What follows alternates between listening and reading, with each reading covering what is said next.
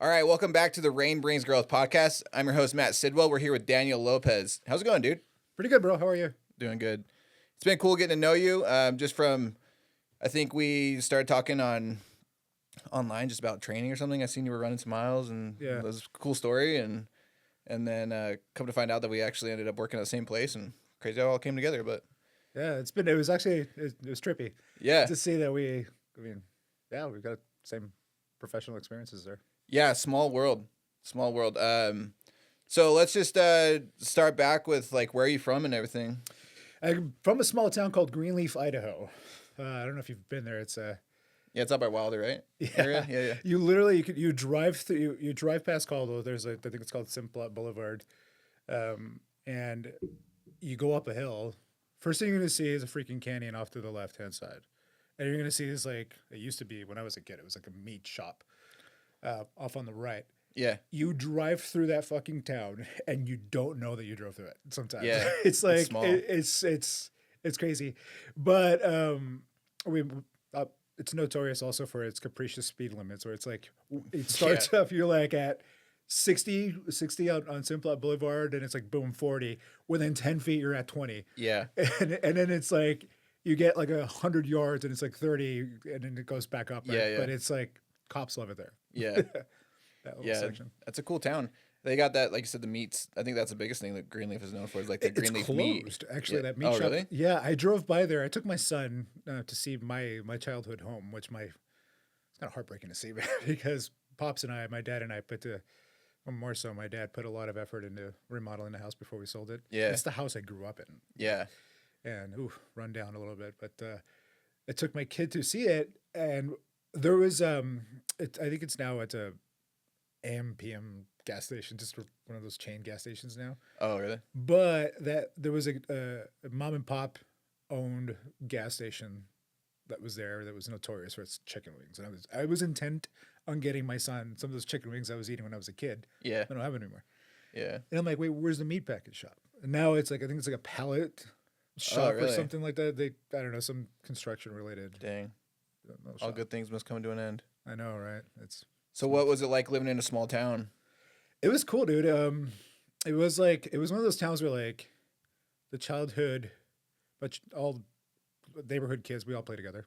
Yeah. One of those towns where like it'd be the sun would go down in the summer and you would still hear us running around outside. Neighborhood moms would take turns, rounding us all up and getting us all home. You could leave growing up. You could leave the front door unlocked. Yeah, it was chill. Mom and dad can go run an errand, and neighbor across the street would keep an eye on us. Nice. That kind of thing. Right. It was cool. Yeah, and everybody knew everybody too, which is in a way it was safe, and in another way it was like, yeah. Nobody had tablets back then. No, everybody just played outside. Good Lord, I remember when I was a kid. I had a Nintendo 64, and I was super into pro wrestling when I was a kid. Yeah, WWE, man. Yeah. That WrestleMania 2000 game came out, and I was like, that was the only video game, that and the NCAA football games when they came out. Yeah. Those are the only games I really liked to play. And I remember my parents were like, no. Yeah.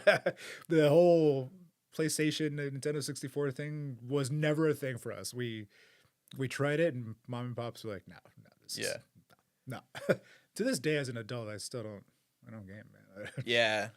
I went through my phases with the gaming part, pretty heavy, especially like when I broke my collarbone in COVID. I broke my collarbone a week before COVID, like 3 days before COVID was announced and everything locked down. So then I was I couldn't work, so I was out of work for like 9 weeks. Plus COVID, everything shut down. So that's when Warzone came out, and I was like, oh man, and it's bad because it gives you like your stats of how long you've played. And it was running up some crazy numbers. People were like, I'd always just check online. You're always online. Yeah. It got bad. I got addicted to it real quick. Oh. And then it affected like some of our relationships. I remember one night it was my wife's birthday, and I was like, just get pizza. I'm playing. I was like, whew. Yeah. I don't know how we're still married sometimes. It's crazy. Dude, I've seen video games take down some marriages, dude. Like, yeah.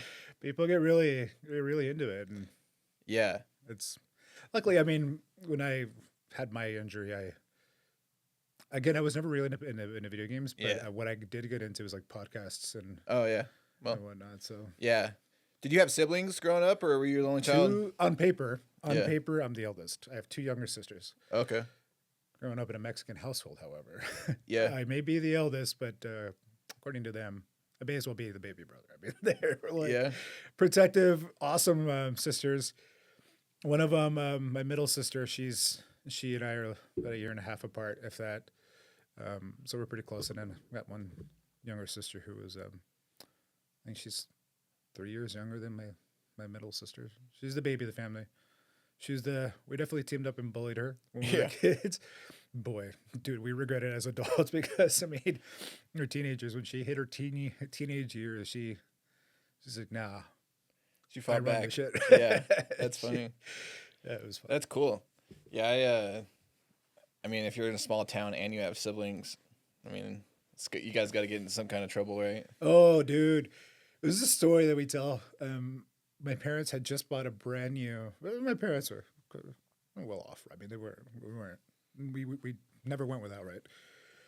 Pops had bought a brand new. I think it was a 2001 Dodge Ram. He had just bought the truck. It was nice. He was very proud of it. It was a red Dodge Ram. And it was sick, right? So one day we missed the bus. Mom and Pops left for work. Sisters and I were like, let's take the truck for a spin. we took it to school. Come back, and we were trying our best to erase all evidence that we used the truck. We thought we came together with $5 for gas, and that was not enough, right? We poured water on the hood of the truck to try to cool down the engine. That didn't work. Immediately, Mom and Pops come home and see the truck. They're like, something's off here. Honey, did you take the truck to work? No. Did you? No.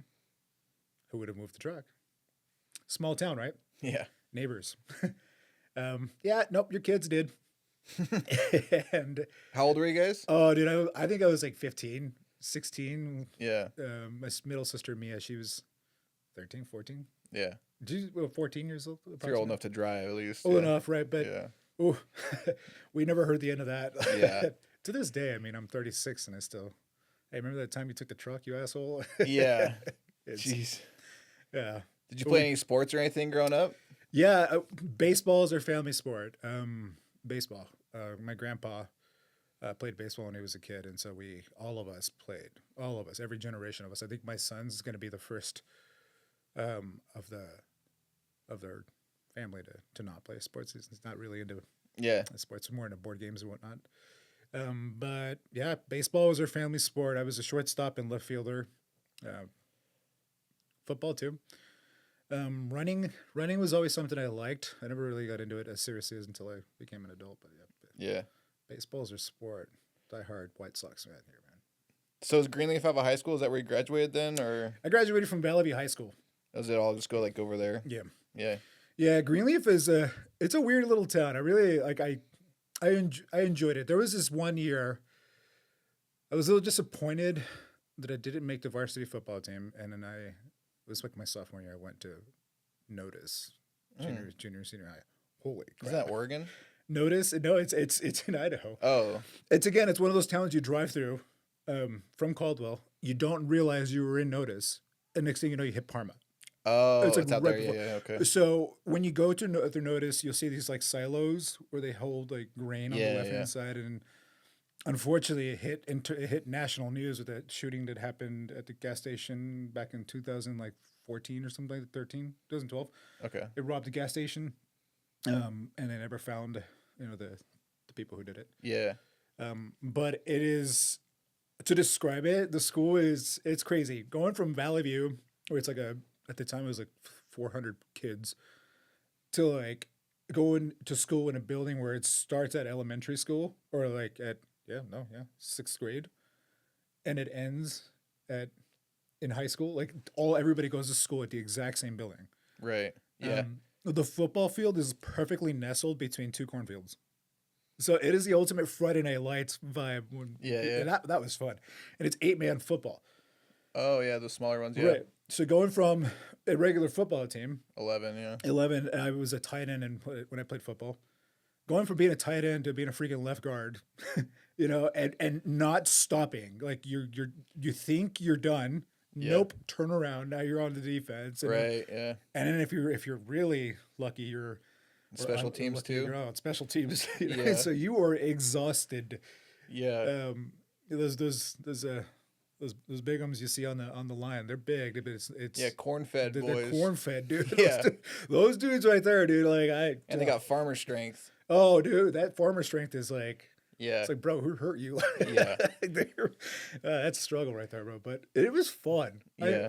That was fun. Unfortunately, though, there's a state law in Idaho, or there was at the time, where going from a 5A football team to a 2A football team, right before our first game, I got benched.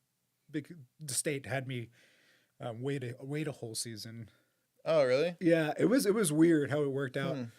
But there was a state law where like I can't transfer from a big school down to a small school. It was a recruiting law, I think is what it was. Weird. And so I had to sit out that year. And then I was like, this is lame. I went back to Valley View, finished out there. Did you get back on the team at Valley View then? Oh, yeah. Or yeah, cool. We weren't notorious for being great at the time.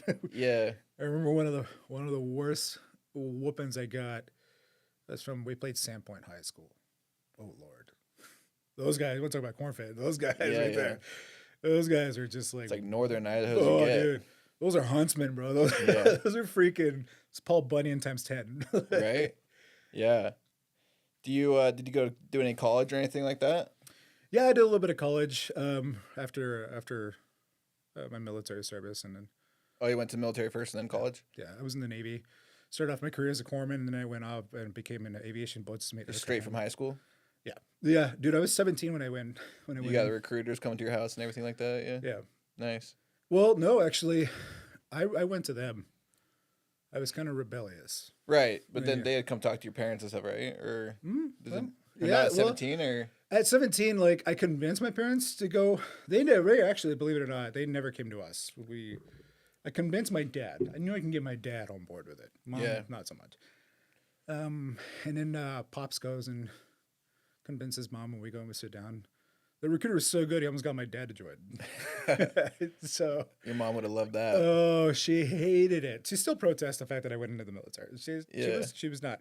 But in my family, I'm the 5th generation to go. Oh, okay. Into the military. Did your dad go in the military then? No, Pops did not. So on my mom's side of the family, I'm the 5th generation. So we went World War I, World War II, Vietnam, Korea/Vietnam. Desert War and all that. And then there's Desert Storm, and then technically, 6th generation. Yeah. Wow. Pop's side of the family, Pop's he was from Mexico. He went through the journey of becoming a resident and whatnot, and so he on Pop's side of the family, I think there's one cousin of mine who went into the Marine Corps and did his 4 years or whatever his enlistment was, and he total I served about 8 years in the military. You served 8 years? Mm-hmm. Wow. And then I got out. What made you want to go Navy? You said your family did Marines. You just wanted to do Navy? There's two of us sailors. One of them, a cousin of mine, who's went on to retire from the Chicago Police Department as an aerial sergeant. Oh, okay. He was a sergeant in the aerial division. I don't know, dude. I guess I wanted to get out of the house. Mom and Pops are going to pay for whatever school I wanted to go to. Yeah. But I ultimately I decided I kind of want to do things my own way. Sure. When it was fun. I mean, I did it for the experience. There was a lot of heartbreak that I experienced. There's some things I saw I really don't talk about publicly or anything like that. Same with like my college experience. I don't really talk about it as openly, publicly. But I mean, because there was some trauma that was kind of bled into my college experience and whatnot. But like, in a way, serving in the military was good for me because it kind of made me realize I was a little bit blinded by a lot of what motivated me to go in. Mm-hmm. When I got out, I saw reality. I saw things for what they were. I saw some things that just no human being should be able to see. Yeah, I should have to see. And I was a kid, dude. I was freaking. I think it was like right before my 18th birthday. Like I was getting ready to ship out for boot camp. As a kid, I joke about this. Anybody who was in the military knows it's pretty accurate here. I went from 18 to 25 in a matter of boot camp. I mean, Yeah. And then you age. We joke about it. So we're coming up on Veterans Day, so you'll go to a bar with veterans on Veterans Day, especially. There's a joke. There's some variation of a joke is that we age like dogs. Like somebody asked me one time, "How old are you?" I'm like, 30. I think I was 34 at the time. 34, but you want veteran years or human years? Yeah. Human years, I'm 34. Veteran years, I'm 67. I'm Right. pushing 68. Yeah. Go back to like when I was in high school. One of the things that I used to do is like I used to skip school, and I wouldn't skip school like smoke weed or do this shit that some other kids would do. Yeah. I'd skip school and I would go to a library and study shit that actually like interested me, right? Like macroeconomics, Supreme Court jurisprudence, mesopolicy, like things like that would actually catch my interest. Yeah. I would study that. In fact, it's funny. It was my junior year in high school. It was my junior year in high school. One of the librarians noticed that I was skipping school quite a bit. She looked into me and she's like, "Oh, well, you're not doing great in school, but you're skipping a lot. You have a lot of truancies." She's like, "Why don't I just want to be a library aide? You're going to come here anyway. I mean, may as well get credit for it, right?" Right. And that was cool. I mean, so I really appreciated that. The HR world, I think it was just because like HR and social work, it was really because it was just like, those are areas that advocate for human rights in a sense, right? I'm a firm believer that, we work in a right to work state. We live in a right to work state, right? But there are a lot of misinformation about what right to work actually means. And one would think that living in a right to work state, you don't really have protections as an employee, but you do. There are ample protections. And so I think that's kind of why that drew my attention. Then I wanted to go into law enforcement. And it was right around like the George Floyd protests that I decided, I don't know, something's off here. Coming from a family that I think it was a third or fourth to go into law enforcement. I never could subscribe to like there's a point in the protest that was, defunding the police and, I never could subscribe to that. I knew that there was change that needed to be done, and I was certainly part of the protest. I wasn't, when it would get violent, I'd have a conscience, right? So I would move away and I would just kind of disassociate myself. Protesting what? Sorry? Like police brutality and whatnot. Oh, okay. But I eventually began to kind of like, I was kind of turned off by the message that was being put out and by a lot of these organizations. Yeah. Which it went from peaceful, invoking Dr. King, talking about positive changes to that profession, and community police relationships coming together to us versus them. Yeah. And that's where things, in my opinion, got way too dangerous. The message was lost. And so the defunding the police thing is just like crazy. It's ridiculous to me. Like you need more training if anything. Like, right. You need that money to go towards training. I have a therapist who said it best. This is when I started leaving the activism side.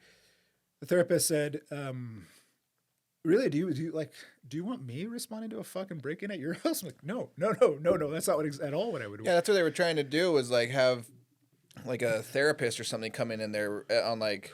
Well, there's models for that work, right? Like, I don't know if you know this now, but in the prisons we've got clinicians, right? But PDs have clinicians too.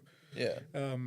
The Chicago Police Department, I personally like this. I don't know, but some people don't like it. I personally like it, but they have what's called the alternative policing unit. They do have a cop. The cops do respond, right? Yeah. But they send mental health workers out on those calls too. Right. That, in that sense, it's awesome. The crisis intervention training, which I went through with my department, Yeah.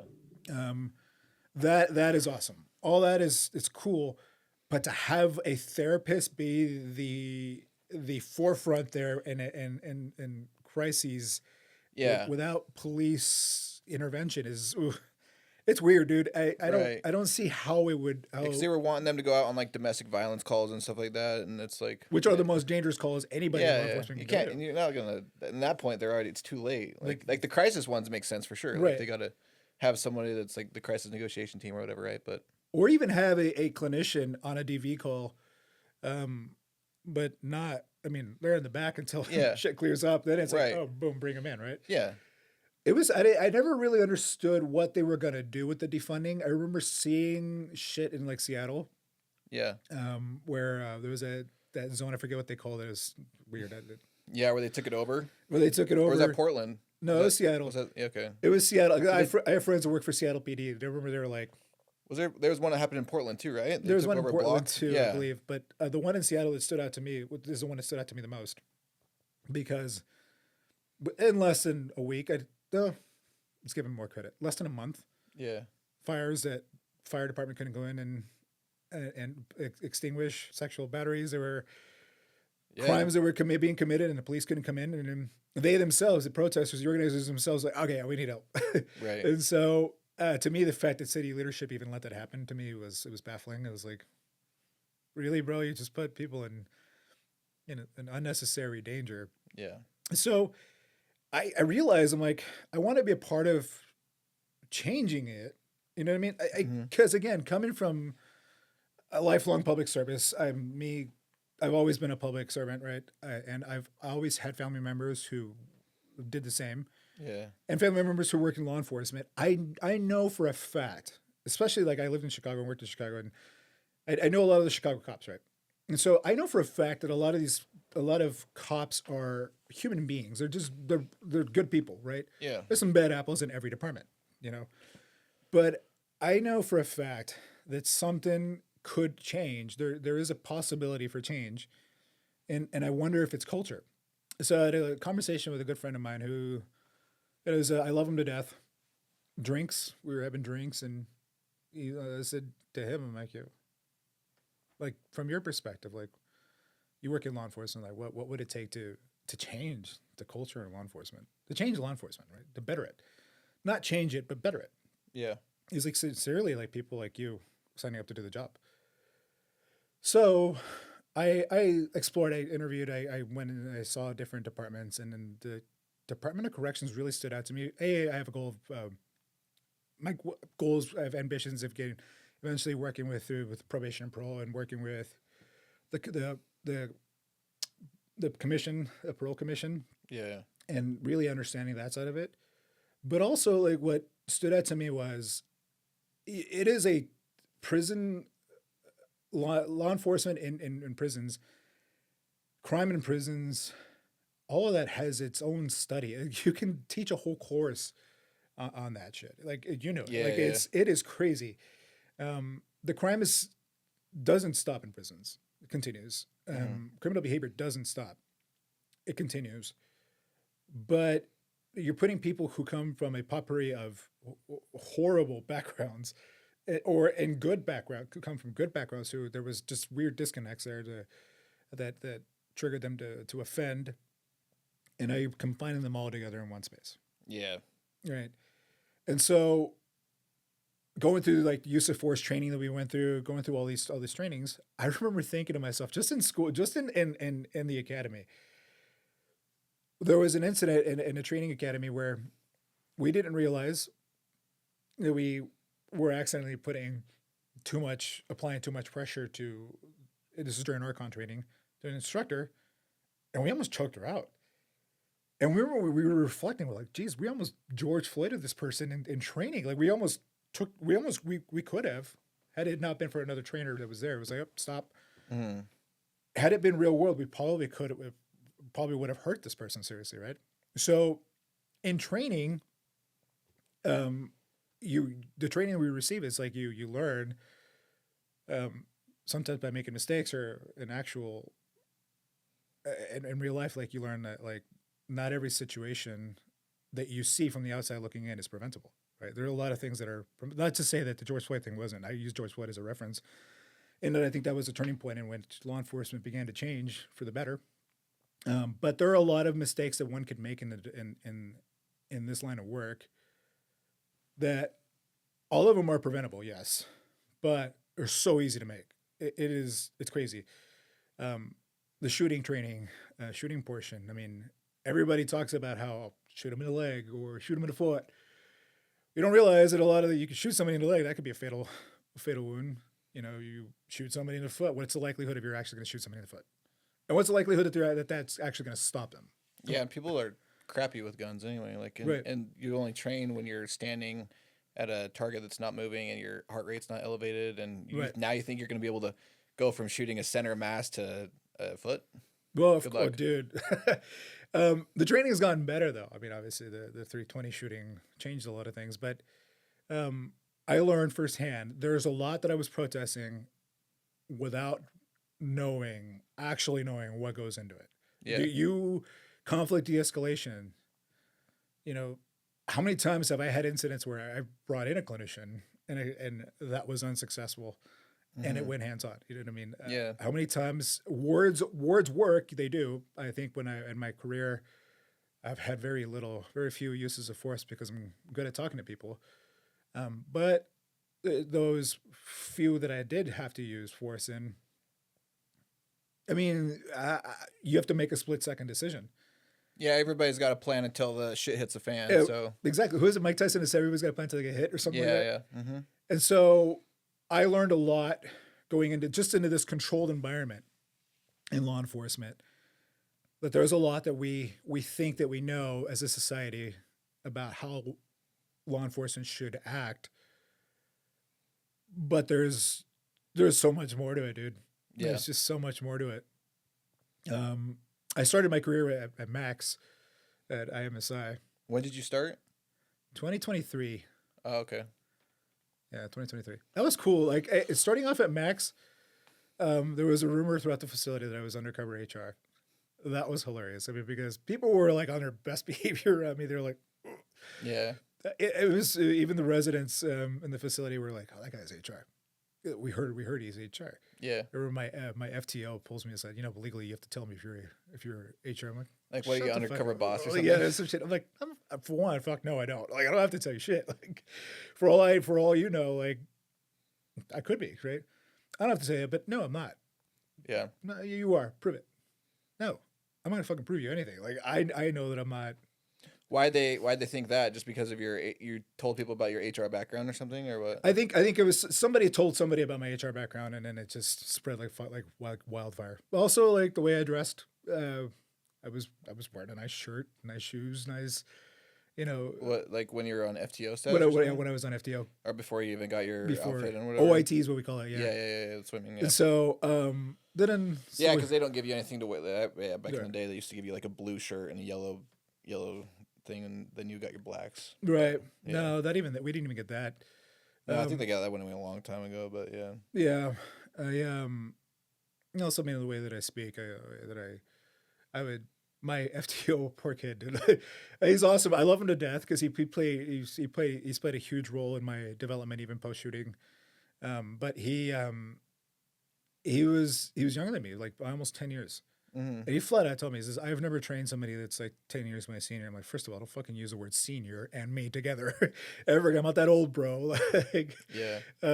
Second of all, just pretend I'm completely stupid. Just I'm the department's tax write-off, bro. I should be wearing a helmet right now. Yeah. I want you to treat me like that. I don't know anything about anything in life. I don't know. This is my first job as far as you're concerned. Yeah. And so Sounds pretty HR like. exactly right. Yeah. It only reinforced it. Like, Yeah. I'm just listening to this as like a bystander. I'm like, oh yeah, this dude's undercover for dude. sure. Oh, dude, it was. We had fun. Eventually, once they realized that I was in HR, Yeah. oh my god, the toilet seat was left up. We weren't putting the fucking toilet paper on right. I'm like, okay, guys, can we just pretend that I'm HR again? Go back to being, Yeah. civilized, because you know how it is in the facilities. And that dude, like, he's somebody that, if I got married tomorrow, he's definitely gonna be a groomsman. Like, this guy's, he learned a lot about teaching. Somebody like he was also in the military, and so I was also his first military recruit that he taught. He learned a lot about how to. I mean, I'd bring up some questions that he'd be like, "Jesus Christ, I never had to think about that. Let me ask, bro. Let's figure this shit out." You know, we grew together. I like to say that we grew together. Yeah. I as an officer and him as an FTO. And then I did before even going to the academy. We were still doing when you hit OJT. So I get my uniforms, and then like 2 weeks later, they sent me to what's called the mini academy. Remember minis? And then I was OJT. So hit mini. It's like a condensed like 1 week course. Everything they teach you in the academy in like 1 week. Right.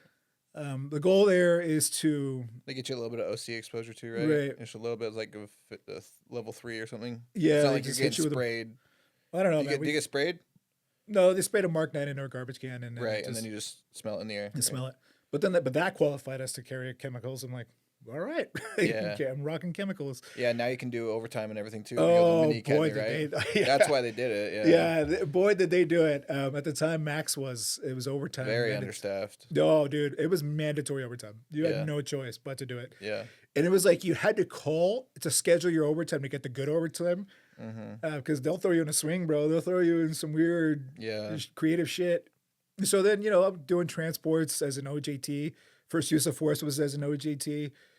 By the time I get to the academy, we're my academy class. We were the last ones to go through the academy at post at Idaho State Police Barracks. Oh yeah. Before they did that's where I went through too. Yeah. By the time we got there, building in the back. Oh yeah. Yeah, by the time we got through that, we were like battered, bruised, fucking seasoned veterans by the time we got to the academy. Yeah. And that was fun, dude. That was these people really like struggled with it. They were like really like hard in the academy. They struggled with the academy. Yeah, but like, because I mean, you're being taught. There's like whole post course being taught in a month.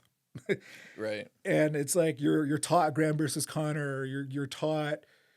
HR, you're taught Archon, you're taught use of force, you're taught all this shit in 1 month. And on top of that, you got PT. On top of that, you got to make sure that all your scores are good. You're testing every week. And if you fail one test, you're pretty much screwed. You know what I mean? And so we had fun. I think we were a pretty tight-knit course, tight-knit group. Yeah. Especially those of us who came from Max. Was everybody that was in that already? They had already been on job shadowing and gone through the meeting. I want to say it was a good chunk of us. I know for one, I know that there was all of us at my group. There was like 10 of us that went through from Max. Okay. There was some folks from ISCC, and maybe a select few from ISCI we'd all gone to mini together. Sure. But the rest of them were like Orofino and. Oh, okay. St. Anthony and whatnot. Yep. I don't know what their practices and standards were, but but the majority of us had already been on the job, and so we knew a lot of what to do. Yeah. I remember a good friend of mine, Larry. I'm not gonna say his last name, but we were we teamed up quite a bit. We were just like it's like anything, you like I don't know what your experiences are in life were, but. There's always that one homie. You make eye contact. You're like, that's the homie. I mean, we're sticking together. Oh, like if you have to, they like pick a partner or something. Right. And so we would just always volunteer to work with each other. Yeah. I remember shrimping, bro. Yeah. Shrimping from one end of the fucking gym to the other, and that's an Olympic sized gym, right? It was like, we'd have a blast with it. We'd be like, how the fuck is this developmental to us? As we later learn how it is. Right. We do use of force training on each other. It's like, hey, be easy on me, bro. It's like, bro, I told you to be easy on me. Now I'm gonna get you back, bro. And it's like, bro, that was fun. I think it was like it reminded me of boot camp, but a far less intense form of boot camp. And then we graduate, go on the job, and it's like boom, immediately. I think I had maybe like 1 or 2 shifts with my FTO. How much different was it going after the academy? Because I mean, beforehand you were already OJT. Yeah. So it wasn't that much different, bro. Like it was like I feel like it was like it gave us an advantage, right? Because we already knew a lot of the stuff that was taught. Yep. to us. We go, I mean, in Mini, you go through Archon training. So we already knew a lot of the Archon training. I mean, everything. They taught us a rap system in Mini, pretty much everything. I think what wasn't taught to us was in-depth constitutional law, use of force policy. That wasn't fully explained to us. That's something we learned on the job. So to have the department's lawyers come out and talk to us about that was crazy. Like it was cool, but it was crazy. Oh, in the academy they talked to you about that? Academy, the lawyers come out? Yeah, so that was a part that we really didn't get exposure to in the Mini Academy, but the majority of it, it was kind of cool going through. Sometimes it was funny going through, like going to get chow at the barracks there. Yeah. And you see like state police, you see these guys all regimented, you know what I mean? And then you see us, we're like, lottie, you're just waddling in, us and the... Yeah, dude, the stepchildren of Idaho's law enforcement. It was funny. Like, because under the law, it says it, under the law enforcement code. Yeah. It says that corrections is a part of that. And I believe we're covered by LEOSA too and whatnot too. A lot of people are like, you ain't law enforcement. I'm like, dude, well, I mean, I get your point. Like, you guys got it pretty bad on the outskirts, like on outside the prison, right? But like, we have to deal with them every day, with the people you put away. It was, but it is different. Like, I'll give them credit. Like, it still is law enforcement, right? It was funny. Like, we would measure each other up. It was like, just that we just kind of like crossing paths, and we just like they'd glare at us and we'd glare back, and it was that thing, right? But we all knew that shit hits the fan, we got each other's back. Yeah. It was funny though. All of these courses, when we did OC Day, all of these guys, from detentions to I think there was park rangers that were doing their academy at the time, state police, everybody, all these guys, these assholes are all just going to come out of their classes and with their instructors, mind you. So their fucking instructors are enabling this. Watch you guys. It was funny. Yeah. They're eating popcorn and laughing at us as we're getting sprayed. We had a guy, poor dude, like love him to death, but holy man, like that was his luck. I wouldn't tell him to break a leg and shatter both. He was like the first to go through, and he hyperextends his fucking knee. Oh. And mind you, it was hot summer day. It was like 90 degrees, so it was like that heat. Mm-hmm. Hyperextends his knee after being OC'd. So he's dropping he's on the floor. Yeah.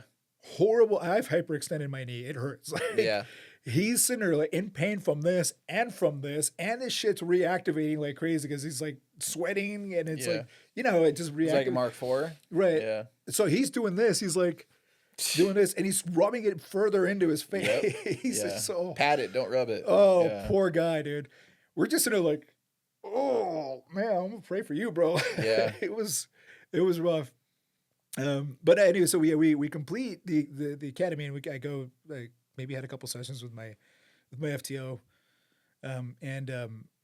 we text back and forth. He would check in on me on my shifts. Mm-hmm. How are you doing? Do you have any questions? Anything I can do to help you? That's just a form of relationship we formed. Yeah. I remember my first post. I was like, I don't know, in the Navy we call it undesignated, right? But it's like out here, it's like you're like a relief officer, right? Yep. Or you're like, mm-hmm. But really, I was posted as a medical officer. It was just they're like, well, you're the extra buddy. Nobody wants to work the medical officer position at the time. Max's medical, department there. It was like Arkham Asylum, dude. It was like all the suicide watch people who are on non-acute and acute suicide watch, and acute, non-acute suicide watch in a male maximum facility is it's like you're in there with the Joker and all these people. Right, yeah, because you also have the mental health and stuff too, right? Yeah, and C block. Yeah. So, and at the time, man, it was like the crazy of the crazy that were there. And we'd have to, especially on the night shift, like that's when shit hit really was wild. It was wild. Yeah. And it was really mentally taxing. I liked it at first, but then there was that mandatory overtime thing, and there was often times where I'd be stuck doing 3 to 4 16-hour shifts in that post with that population. They never switch you out even. It was occasionally. I mean, there were some officers who tapped me out. Yeah. And at first I was ashamed to do it. a month into it, I'm like, I had no compunction texting somebody or going into the back and sending a team message like, hey, you want to swap me out, or I'll call a unit like, when you guys swap me out for an hour. So you're doing at least 316s a week then, huh? Back then, in 23? Yeah. How was that, dude? Because I mean, I remember just doing 116 when I went from transport to the yard, and just that's when I started doing overtime. And just that 116 a week, that next day was rough. I can't imagine doing a 16, 16, 16. Like, you might as well be sleeping in your car at that point. So towards the end of my night shift time, and I'm going to tie it into that.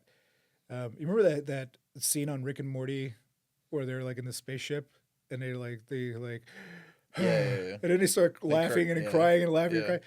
That's what it was like, bro. Like, it was like, but I described that to my lieutenant that we all went out for breakfast, on our last night shift together. Because after that, I went on to days. It was like at the end of every shift, like, you don't really realize it. You're just going at it. You're going, for lack of a better term, balls to the wall doing your job. Yeah. And then it's when you get in your fucking car and you're like, oh my God, like, that just happened. Yeah. Especially towards the execution of Creech, when that thing that didn't work out. Yeah. Like, that shift was for instance, that was one of those shifts that left me like, oh my God, I'm sitting in my car like, do I need a cigarette or do I need a Red Bull? What do I need right now? Do I need a hug? Like, what? Yeah. Like, when you work those multiple 16-hour shifts, at the time you don't realize the ass whooping that it is until after. Were they all on lockdown on that day? Everybody's on lockdown, right? For when they have execution, right? Oh, yeah. Everybody's locked down. So Yeah. Oh, that was nuts. Yeah, that was. There's times, there's parts of that I can't talk about, but that was the first. I was an R&E, but when that happened. Oh, geez, yeah, you're all over the place. Right. Mm-hmm. That was the first time I saw all four max R&Es working together. All four of us were working at the same time. Wow. Yeah. We had one running the entrance. What's it? The side entrance that goes towards EFG blocks. That control center there. We had two of us responding to emergencies. Yep. And one going back and forth between units, making sure everybody was good. Yeah, it's response and escort. It's like you're just like the whole institution. If they need something, it's you. And that's what I was doing on the yard for my last 6 months. You're busy. But I had just worked that night shift. So the night shift leading up to an execution is creepy. It's eerie. His first 2 weeks in F block, I watched him until they found somebody to permanently do it. This is an R&E that we really needed, especially during the execution time. I thought that they had a team for that, didn't they? No. So there's the E team, the execution team. That's the day of the shooting. Oh, I thought not of the shooting, of the execution. Right. I thought that they had like one person that sat with them, but that's only separate. So they'll assign the department, the facility will assign people to watch them. Yeah. But I was just kind of like as a filler, right, until they put somebody in permanently. But like that night, it was somber. How is that like? Because if you're sitting with a dude and he knows his day's coming up, like, I can only imagine, like, and then it didn't happen, but like that's got to be a whole different thing. But like does he talk to you or anything, or do you guys even? So I would see him afterwards. I don't like. It's his demeanor. He's a different dude. He's weird. Yeah. He's different, right? I really didn't notice a change in his demeanor. But again, I didn't pay attention to it. Again, he's also been in for like 40 years or something at that point. Like, so, I mean, that's rough, man. I can only imagine like being like, I was trying to put myself in that situation of like just knowing that like it's got to be weird, because like as a regular person, you never know when your time's gonna come, and then like if you're on death row and they give you a date and you're like, oh man, this has got to be crazy. I mean, during in that time where he was like those last month before he was scheduled to be executed, I mean, he had a hard time. I mean, knowing you're gonna die, like that's. I don't know. I don't know what that feels like. Yeah. From that perspective, and I don't know what it feels like afterwards, right? So, I never really people opine on it, and I really tried not to. For the same reason I try not to look at people's crimes when I don't want to judge people for the crime that they committed. I believe sincerely, this is where my spirituality comes into play. Like, I sincerely believe that regardless of the crimes that you commit, I think that there is an opportunity for salvation, and so. I viewed my job. I will always view my job in this line of work, as long as I work in this line of work, not as I'm better than the inmates or the residents. I'm not punitive. I'm more of a consequence of what happens when you commit these crimes. I'm there to oversee your time in prison, right? Mm-hmm. So with Creech, I really like there were people who really needed like CISM. They needed it. They needed it for like to deal with the fact that they're watching somebody or they know somebody who's about to be executed by the state. I really applaud them for taking advantage of that. To me, the way that I viewed my job was like, okay, it sucks. I spoke to my therapist about it, and occasionally I did speak to CISM, but it was like the culture at Max, the way we were taught was that this is a hard job, and you have to detach emotion from your job, and that's the same in the military. It's the same in any branch of law enforcement. Sure. And in any first responder profession, you have to detach emotion from it and do the job for one as policy as the law prescribes, but two for the people, the population that you're watching.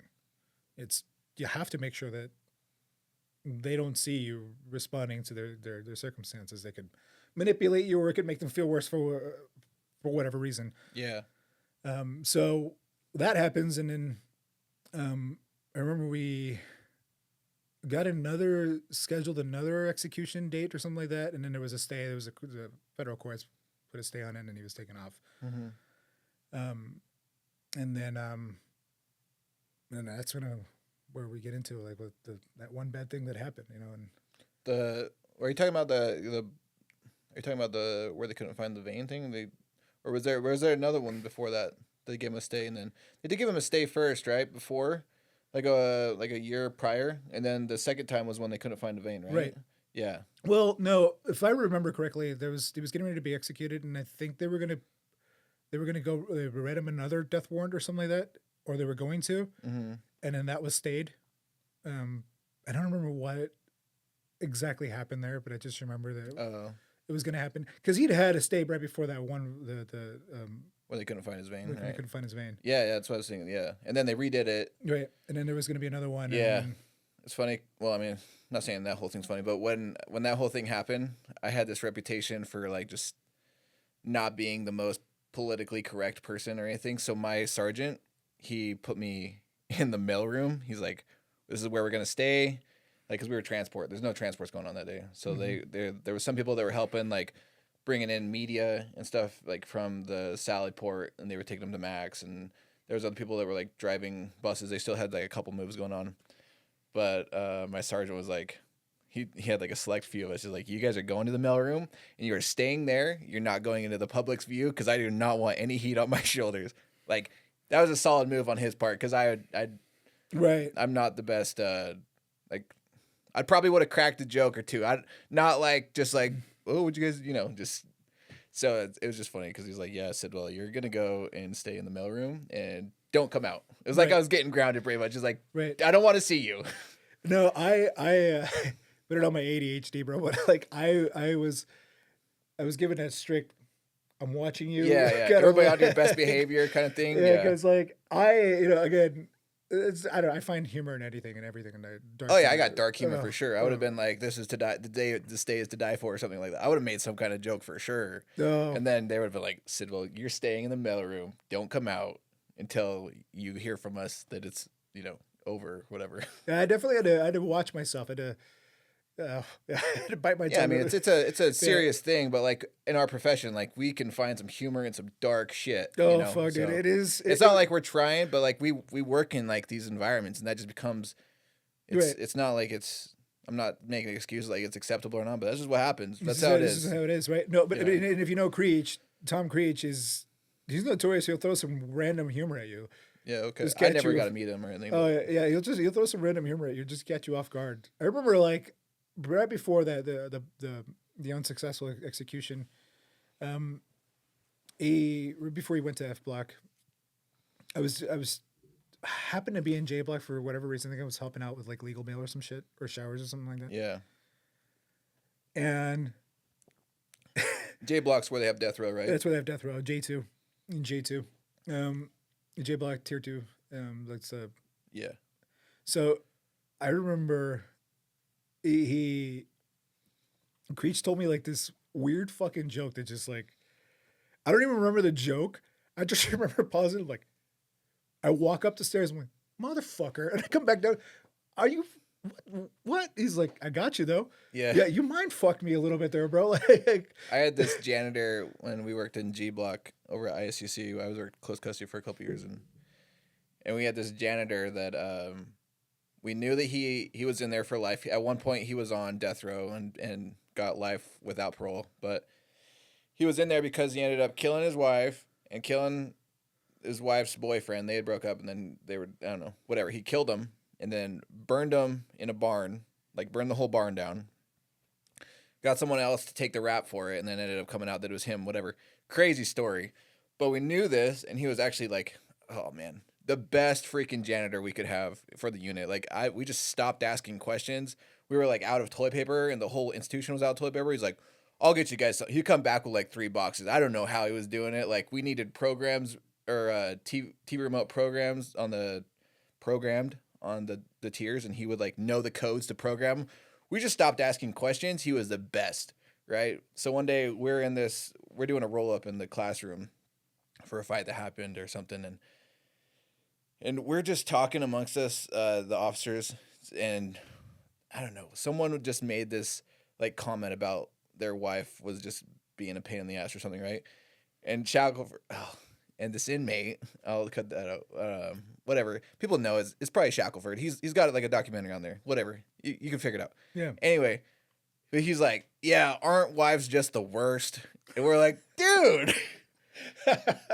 And he's just like all nonchalant. It's just funny. Like he was a great janitor and everything, but it was just like, bro, that's dark. I know why you're in here. Yeah. So, God, it's fucked. I'm actually I had to pause writing this book because I don't know if I'm gonna be I don't know if I need permission for this, but if I do, then I'll go down the proper channels. But it's a little bit. I'm writing a book that it's a little bit like. It's Thunder Chicken's Book of Insults and Pettiness. Thunder Chicken was my college nickname, and it's a whole story as to how I got that nickname. But yeah, I've always been a real like sucker for like pettiness and like historical examples of pettiness. And a really good insult. There's an insult, and the way I wrote it in the book hasn't been published, but like the way I wrote it in the book, I changed the offender's name. But one of the most fucking weird, radical, mind fucking insults that I ever received. I was in OIT. I was walking around like it was happened in A block. And I had this guy that was training me who was pretty into the Christian faith. And even he laughed at this shit. It was funny. This inmate's like, hey, come back here. I'm like, resident so-and-so. Like, what's up? What's going on? He says, you're Lopez, right? HR Lopez. I'm like, bro, I'm not HR. Oh, okay, great. Okay. You're not HR. Yeah. Doing the whole winking thing. I was like, fuck, fine. What? He's like, has anybody ever told you, like seriously, like real fucking analysis of you? I'm looking at you from here, and this is exactly how I view you. This is awesome, is what he says. Exactly that. This is awesome. I'm like, what? Has anybody told you that you look like the inside of a fucking glory hole? I'm just sitting there, I was like, the fuck? The guy is training me, he's like, that is fucking hilarious. Okay, why does that insult stand out? I've always maintained that the perfect insult that you can lobby at somebody or hurl at somebody is one that doesn't affect them in the fucking moment. Like, yeah, if you look fat in that hoodie, you look fat in that dress. Oh, you're ugly. Your mom, like that. Yeah. It's the shit that like 4 months later you sinks in. You look in the fucking mirror.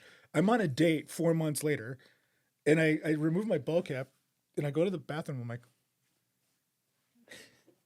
glory hole. Google glory hole. I'm like, motherfucker. Like, I go back to his cell on my very next shift. I'm like, all right, bro. And I just keep walking. The shit that people say in prison is you can do a whole podcast episode on some of that shit. Like it's nuts. That's what I loved working in close custody. It was like, cause they talk shit to you and I talk shit back to them. there was like, as long as you had a mutual respect with them, Oh, of you course. couldn't like just be an OIT. That would be, I'd see some shit where like an OIT would be with us and like we would be talking shit back to each other and it was just joking, right? And then the OIT would check in and I'm like, okay, dude, we're gonna take him off. Like I would tell the inmate, like I'm taking him off the tier. Like we're good. We're not, you know. And I'd be like, dude, you don't have that yet. You can't like you don't get to do that, bro. Yeah, like you'll get there one day, but like you have to get in respect first. Right. And then you can start joking back with and then you can like talk. But don't be a dick. You haven't earned that like rapport yet. You don't, yeah, like well, and that's very true because it's like you have to maintain professionalism. There's still that professionalism you have to maintain when you're dealing with these people. You have to remember these are people who are committed crimes. A lot of them are never going to see the outside of a facility. Yeah. And fuck, I mean, they're locked down, especially in close custody, they're locked down 24/7. You know what I mean? So there's got to be some sort of give and take there as far as professionalism and humor. Yeah. I've seen some OITs that like see officers have been seasoned. I'm talking 5, 10, 15 years on the job. Yeah. They see the way that they comport themselves around these residents, right? There's that I talk shit, you talk shit back relationship. Yeah. But it's like, hey, fucking stop doing what you're doing.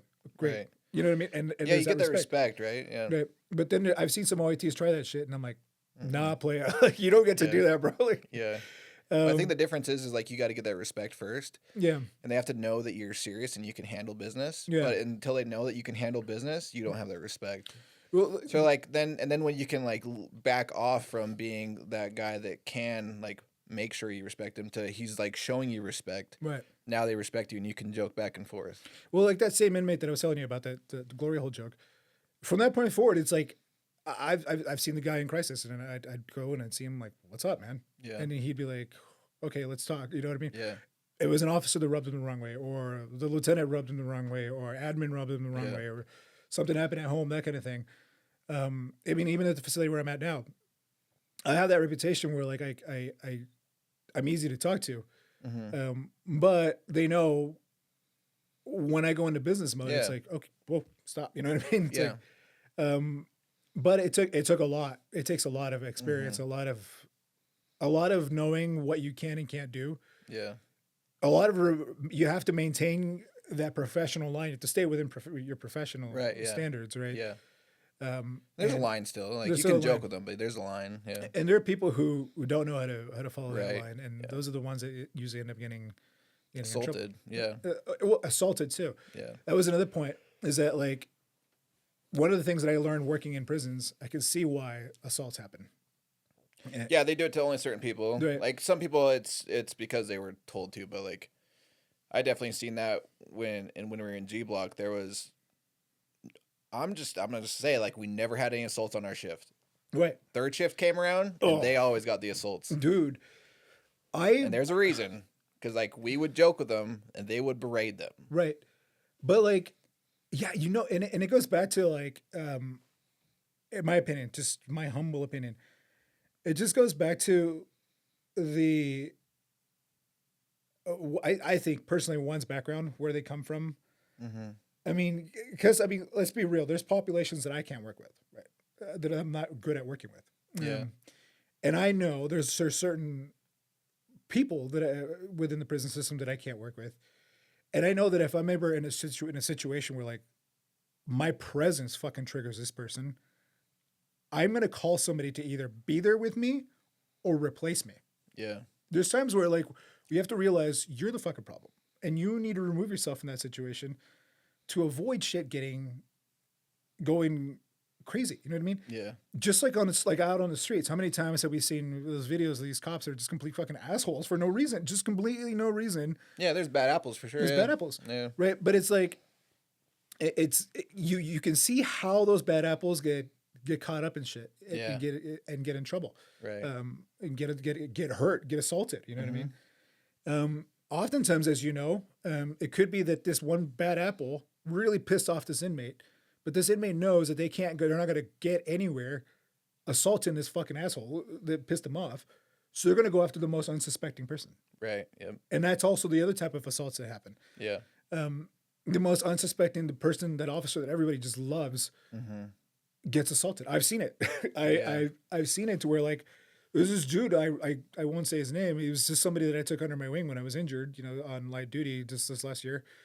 And I really like, I like the kid. I mean, he's the ultimate fucking backwoods dude. I mean, this dude, my first time I met him, I saw him eat a gigantic fucking sandwich. I'm like, where did you get that, behemoth? And he's like, I don't know, gas station. That's how he talked, right? Super sweet dude, really nice guy, just really humble, really wanted to learn, really was interested and eager in learning the job. Inmate wanted to get back into in good standing and put in work and beat this dude up, right? But I've seen it to where, like, officers get threatened because of the actions of somebody else, right? And my big takeaway there is just like in any other law enforcement agency, there's just some fucking people who just shouldn't be in that profession. I mean, they just don't have the demeanor, don't have the discipline, don't have the humility. I speak now to the academies when they're at the range. I'm talking about the 320 shooting. I talk to them about how it's important to remain humble with in any aspect of law enforcement, but especially in this specific job, because I mean, you never know, they may not come after you, they may come after somebody you really care about, and that's how they'll get back at you, because now you're stuck with the fucking guilt of somebody being injured because you did something wrong. And that's something that I think the department's getting better at selecting better candidates. I've seen it. I've seen the growth. The department's after the shooting, which if you want, we can talk about it a little bit. But but it's like after the shooting, the department changed a lot, like training, hiring practices. They may not have intended to do all of that, but I've seen it. I've seen more astute officers. I know almost all the people in the training department. I saw they took it personally. I saw that they were like, let's fix this shit so that inevitably it may happen again. But in the event that it does, everybody's better prepared for it to happen again, man. We could definitely talk about that. I mean, it made national news, so it's not like it's not anything that people don't know. It's just certain like parts that are still under litigation that but like things that are just public knowledge. I mean, it's it all. I mean, I think from what I know, just from I didn't work at Max or anything, so but from what I know and was on the news, it said that Skylar Meade had said that he had swallowed a razor blade and needed to go to the hospital because that's what they do. Like it's a pretty common thing. They'll say that they just to get a lot of times it's just to get like medical attention, or not even medical. A lot of people just do it just to get attention, but they'll say that because there's nothing we can do in the prisons to help them out. So they have to go downtown or whatever for those razor blade incidents. And then I mean, you can tell more about it than me, but I know that they just had to leave. And it was when did all that start? Was it like what time that night? Because I know it was in the middle of the night. I don't know much about like everything, but so there that part is like I believe that part is under litigation still. It started in the early part of the night shift, or like I want to say it was like it was sometime in the night. It was sometime in the night. It was before midnight. When it all started, and then we went out to the hospital. So that part. How many officers did they send? Because there were 3 of us. Because you guys felt like something was off, so they sent an extra. Because usually there's only 2 people. There's only 2 of us. Yeah. Right. There was. Now that's not the case. Now it's 3 of us standard. That's and I could talk about that because I work transport and I know the changes that happened that day. Right. Yeah. And so, as you recall, there was 2 of us that went out, and there was 2 of us that would go out. Right. One armed, one not, because the not person is the person that goes hands on, so the armed person isn't close to them with the gun. Right. But that night, the lieutenant said, it's who it is. Right. Look at who it is. Like, so politics in prison, right? Somebody like him does not self-harm. Somebody like him does not do that a higher up in a STG unit. Yeah, you a don't security threat group. Right. Yeah, You don't. You don't do that, right? Right. You know, it's just some shit they just. That's like a PC move or something. It is. Right. It's looked at as like a sign of weakness or something. Right. Yeah. So the fact that that guy that happened was suspicious. That guy. And so I remember my sergeant, who's now a lieutenant, is like, just gave me that look, like, go up to control. I gun up. I throw my vest on, get the transport bag. What was your role? I was an RD. You're an RD. Okay. Yeah. And I get the van, and I didn't know that there was going to be 3 of us going. I just remember getting back to the rear sally port in the van, and I saw, Officer Jackson, Corporal Wilski. Corporal Wilski I think he was doing overtime. And so seeing him go, I'm like, oh, they sent the corporal. Like, shit. Like, okay. I remember my sergeant, who's now a lieutenant, my sergeant comes up. He's like, give your card on you. Yeah, and I always I'll always have my gun card on me, like that shows that you've gone through training and but it shows the your weapons qualified. Weapons, right? The weapons handling procedures in the back. Yeah. We're going over it. He's like, okay, all right, this is serious. Yeah. And it clicked. I'm like, oh shit, yeah. I won't. Right, they send a third person too, so that's. Yeah. I won't tell you what he said because it was something that I between he and I, it was personal. But it's like, I'm like, okay, you got the point. Was like, okay, this is serious. Yeah. I'm a praying man, and prayer has always been at the forefront for me. But I remember I prayed before every shift. Still to this day, I got prayed before every shift. Yeah. I remember praying, and you can tell as a believer, you can tell when you feel like that prayer connected. Yeah. It felt empty. It felt fucking weird, bro. It was like we get close to the ambulance bay at the time, as you remember, procedure. Oh, on your way there. Yeah. Okay. But then we get to the ambulance bay. And remember at the time it was procedure. We parked in that LE parking spot. Yep. That's where we parked. Which, yeah. We parked there. I get there. My corporal, my FTO, he's now a corporal since it's been promoted. But he calls me, and he was working overtime. He says, "Oh fuck! I just realized you're on that transport." Like, yeah, okay, bro. This is what the SCG has been acting like all day because he worked in B block. Yeah. So what these members of this gang were acting like throughout the day. This is what the vibe was like in B block.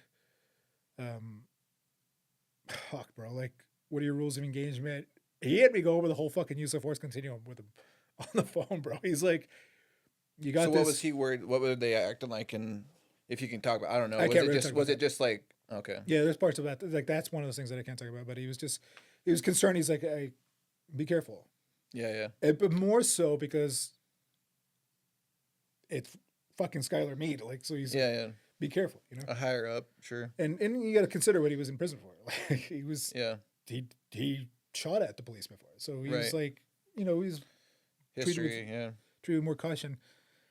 This all happens. I mean, I remember there's these parts that I can't talk about is what actually happened with medical, like all that kind of stuff. But I just remember that when we realized that, oh boy, this isn't good. Yeah.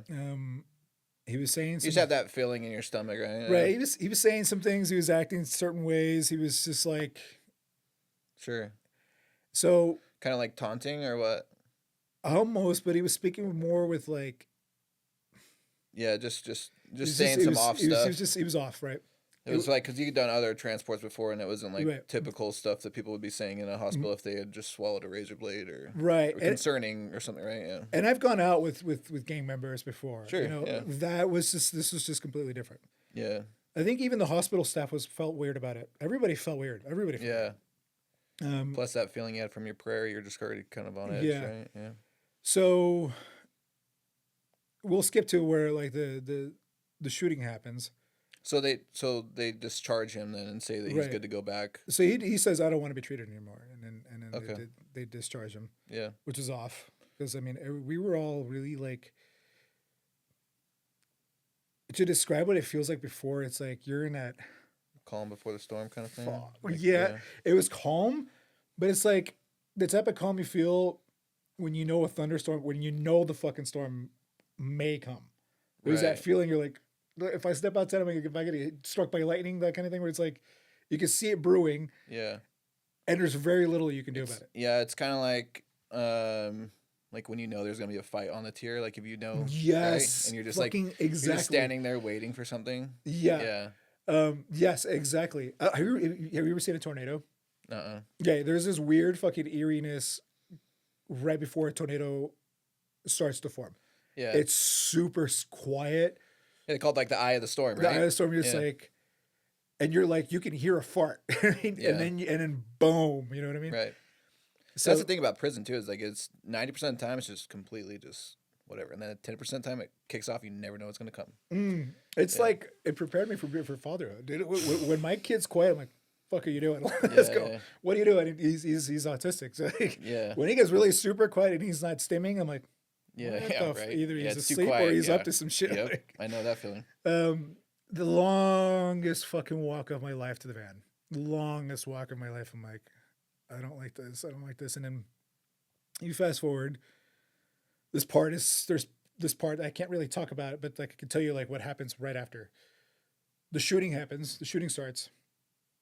And you guys are parked out at the law enforcement parking, right? Yeah. Which is outside. Like there's Is that roundabout? And this is where like the hard decisions are made, right?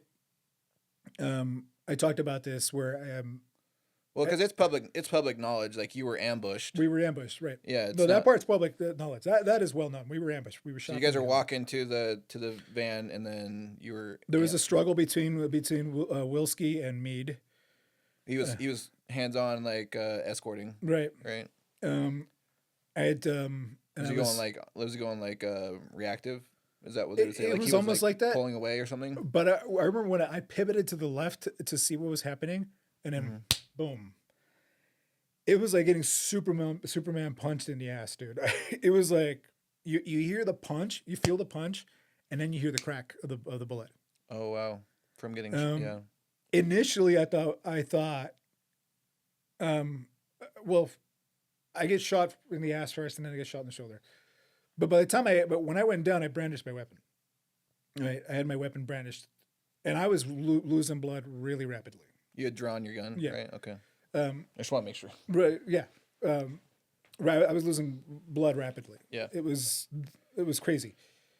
You can feel the bullets just kind of whizzing by, just pop, pop, pop. I'm calling out, shots fired, I'm hit. I'm like, what do you mean you're calling it? Like you were on the radio? Partners, okay, I got you.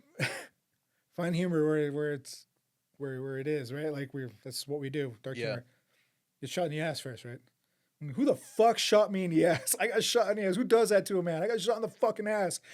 And I remember like, I was like, fuck, I got shot in the ass. And I'm like, calm the fuck down, Lopez. Calm the fuck down. I'm like, okay, ADHD is a lifesaver. Yeah. Oh, fuck, dude. Like, it was like initial, like, what is happening? What is happening? Smooth sailing. Don't worry, be happy. Analyze this shit. What is happening? Where are you being shot at from?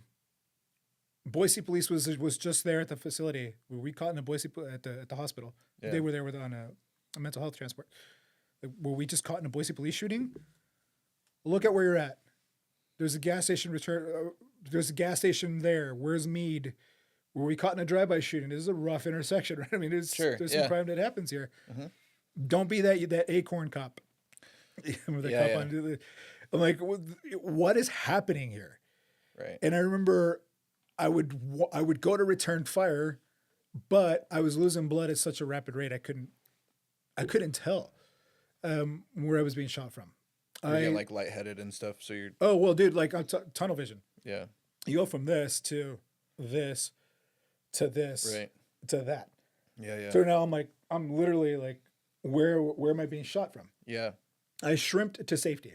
That's we were just joking about it. Like my buddy Larry and I were like, how the fuck is this ever going to play into our job? Yeah. You ever shrimp to safety with a weapon extended and you got one leg? Yeah. I get a good chunk. I think there was like an ambulance that was there, one of those like mobile intensive care Sure, yeah. ambulances. I get to about there, and then Corporal Wilski comes and grabs me by, and he drags me the rest of the way. I give him my weapon. I'm useless to you. Call for help. Yeah. Take the gun. Protect us. Whatever. Then we go into the actual ambulance, into the hospital. Yeah. And we're being shot at. And you're still getting shot at? Yeah. Mentally, this part really fucks with me because I still can't be around this officer. When I'm around him, internally, I want to like break down. I remember seeing my partner Jackson. He was silent, motionless. I could see him from the like I'm on the ground. I could see him under the van, and he was motionless. And I thought they killed Jackson. I was devastated, dude. Devastated. And then I look and I see St. L security. That part I can't talk about, but we've talked about it off record, I think. And yeah. I've got my thoughts. Just talk about the courage and bravery of these women. One of them, like, I remember this, and I don't remember if this is true or not, but like, I remember one of them like using herself to kind of like cover me to like get me into the like ER nurses? Into the ER nurses. Okay. She cut my vest off, used part of it to barricade the door, realizes I'm losing blood like crazy. She literally takes the other part of the vest and she goes out. And I think by then BPD had shown up and then they went and got more blood, right? But she was going to use this shit as a Captain America shield, bro. She was like, yeah. Talk about courage. Yeah. This part I could talk about. This is pretty funny. I was devastated. I'm like, they killed Jackson. Mm-hmm. Then I hear his voice. I hear, oh, it hurts. It fucking hurts. Like, is that Jackson? Jackson? Is that Jackson? Jackson, is that you? Lopez, shut the fuck up. Jackson's alive. Like, okay, yeah. Great. And then I see Wilski holding his face. I'm like, oh my God, what is happening? Yeah. And then you go into the investigative process. They investigate you first. Like, well, I know they also said that there was BPD had shot too. Like, that was on the news, so that's public. But like, yeah, that was that which one got shot then? That was Wilski. Okay. That was Wilski. And I can't really dive too deep into that because there's litigation even in that. Okay. So I know that I believe that officer was cleared by the state. I don't know. I know there's a lawsuit that's pending. I don't. Well, you never want to be like the judging person. They go, right. I hate that when people are like, oh, why'd he shoot? And you're like, until you're in that person's situation right. and you don't know like all the stuff, like don't make any judgments. And there's parts of it that the public doesn't know. And again, it's not my place to talk about it. It's the Wilski's thing, and I don't. Yeah. There was. But so all three officers that end up getting shot, we all survived. Some needed some kind of care though. Right. Yeah. We obviously there's the investigation process that happens, and getting that front row seat, all that legal training that we were taught comes into play. Yeah. They be careful what you do in your personal life because all of that comes up, right? But also, like, they, be weary, not be weary, be careful with how you do your job. Do your job right? Even it's okay to make mistakes, but be open about the mistakes that you've made. That's the biggest thing I've seen when I was working there for 10 years is, like, if you make a mistake, own it. As soon as you lie, they fire you because they can't trust you anymore if you have to go and be on stand. Like, but they'll work with you if you admit that you made a mistake, but it's as soon as you lie, you're screwed. Oh, of course. Follow policy. That's a huge thing. It's like, it's not hard to follow policy. Just do the job right. Or I guess backtrack. You know the rules. Yeah. Act in that way. Mm-hmm. You are expected to participate in the investigation. Mm-hmm. I remember I was initially like, I want my phone. I want to get a hold of my mom. I love my mom to death, by the way, but she thought we were pranking her. Like, imagine that 3 o'clock, phone call at 3 o'clock in the morning. Yeah. And we nobody can get a hold of her. Yeah. Right. Finally, like, somebody gets a hold of her. She's like, oh shit, I thought you were pranking me. Oh my God. My kid was shot. Yeah. My co-parent, I think, was still my next of kin. So my co-parent got a phone call too. And she was getting ready to go to England for that's a whole different thing there, but she had to go to England for personal reasons. Yeah. And my son was left with my parents. He was supposed to start spring break. I remember one day I kept lamenting. I was like, I was in a band at the time, and we were getting ready to play Tree Fort. That day, I was supposed to pick up. I was in charge of picking up our packets for everybody in the band. Yeah. And I was like, "Fuck, man, I'm gonna miss Tree Fort." Mr. Lopez, let's get you to survive first. Like, and we'll talk about that. Right. I remember I wasn't too keen on. I wanted to just get a hold of my family, then get my phone over, and then. The Saint of IDOC is what I call her. Christine comes in. She was a former chief of staff. You can hear heels clacking through the glass. You can smell her coming. This awesome cologne or perfume she was wearing. Yeah. And then you just see her, the way I describe it, it's a little exaggerated, but you see her hair. I'm like, oh fuck. The code to my phone is this. And I'm like, so they go through it, they review your phone, they do all that stuff, right? They ask you questions. The way I tell this part in the academies is like, I knew everything in that phase sheet, that transport sheet that there was to know about Meade. The tattoos on his face, how much he weighed at the time, the interactions that we'd had, everything. You keeping that fresh in mind, providing as much detail as possible about everything that happened leading up to the shooting and everything that happened after. I knew for a fact that I didn't return fire. I couldn't. I mean, I had no clear backdrop. Mm-hmm. And this is where you never know what you're going to do until you're in that position, right? And I think a lot of people on both sides of politics, won't understand until you've actually been in that unique position where if you return fire, and I said this in court, you return fire, you run the risk of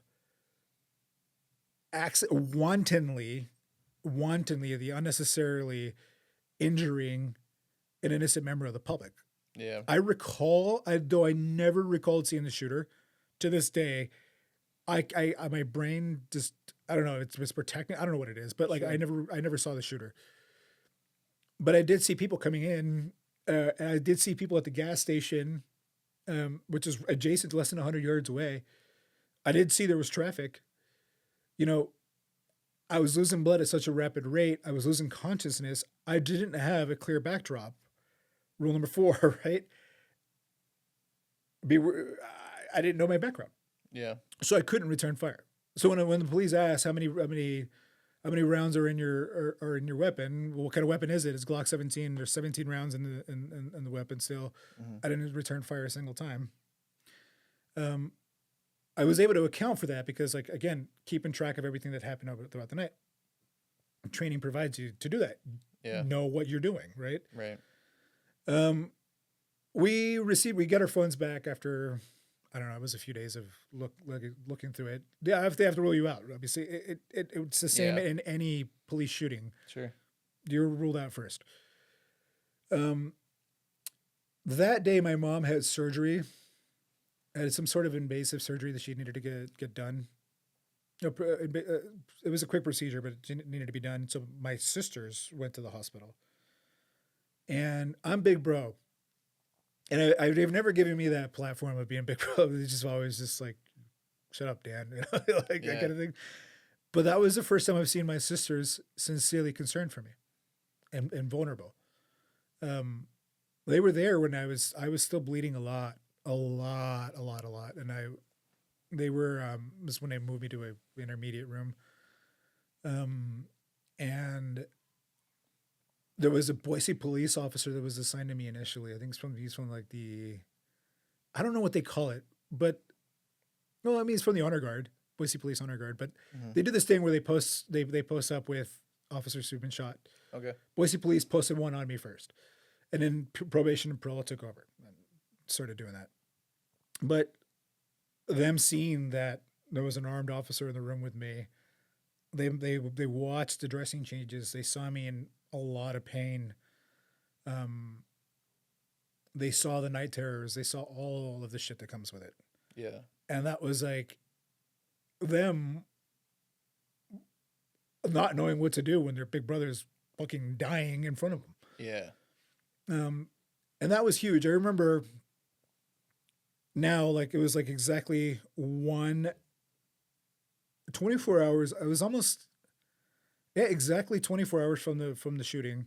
There was another transport that went out, and that one CERT did.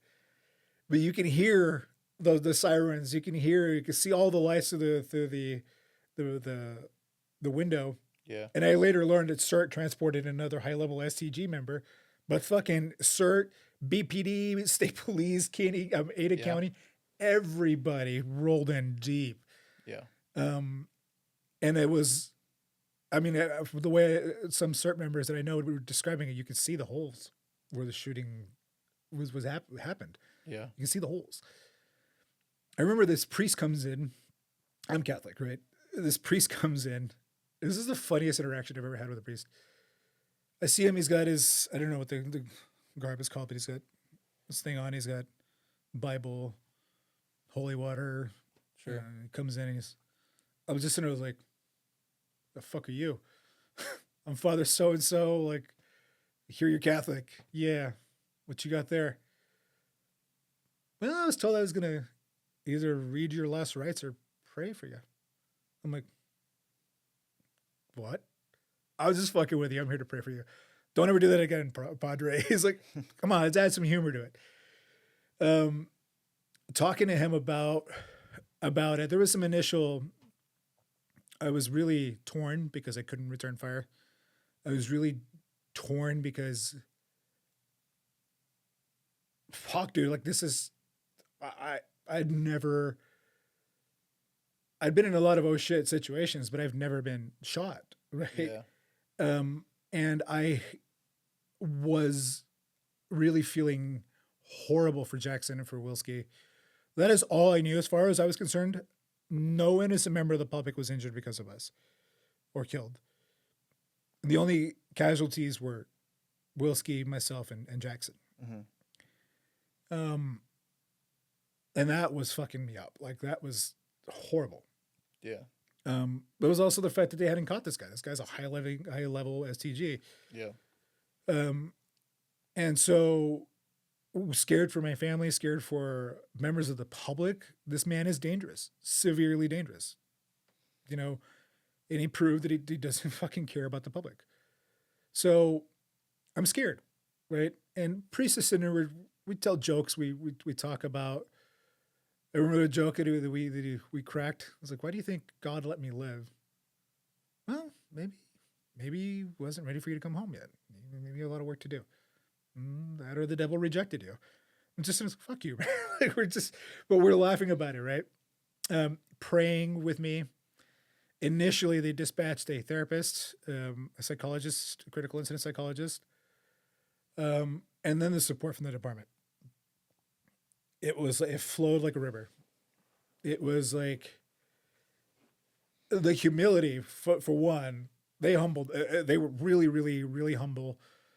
From Director T-Wall, Deputy Director at the time, Bree, she, the Chief of Staff, Christine, you had Chief Page, all these guys, the PIO, amazing woman, by the way.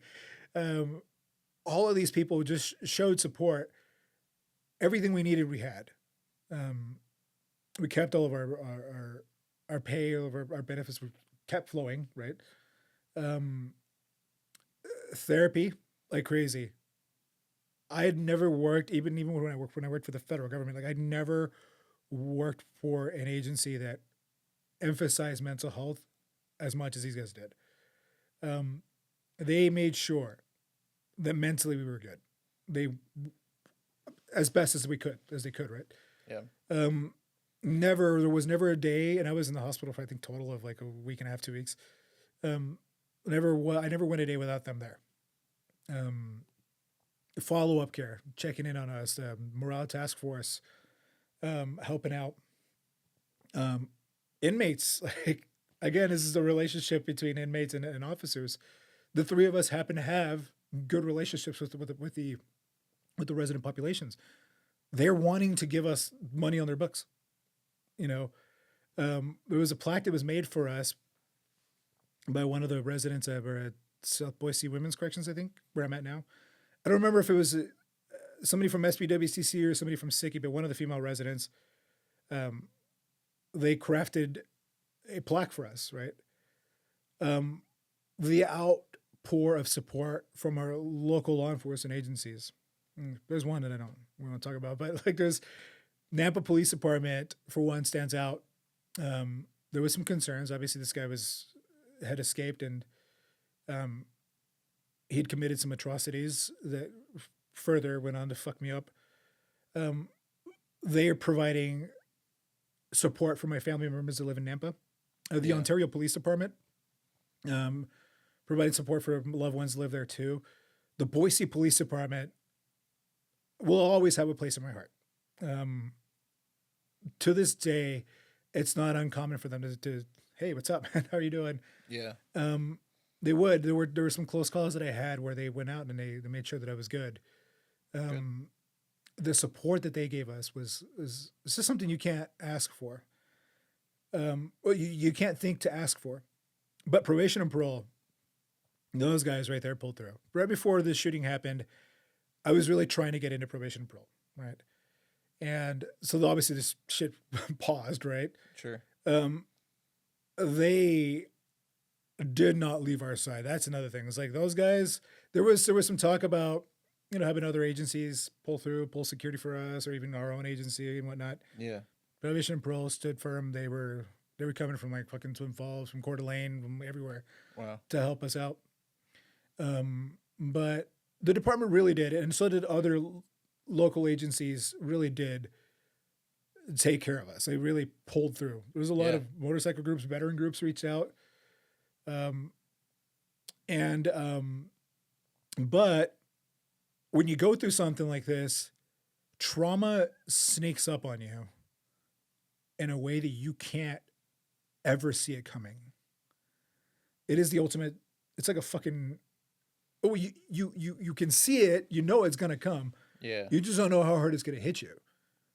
You know what I mean? It's like trying to predict a hurricane. Is it a fucking Category 3 hurricane or is it a Category 4 hurricane? Like, what is this? You know what I mean?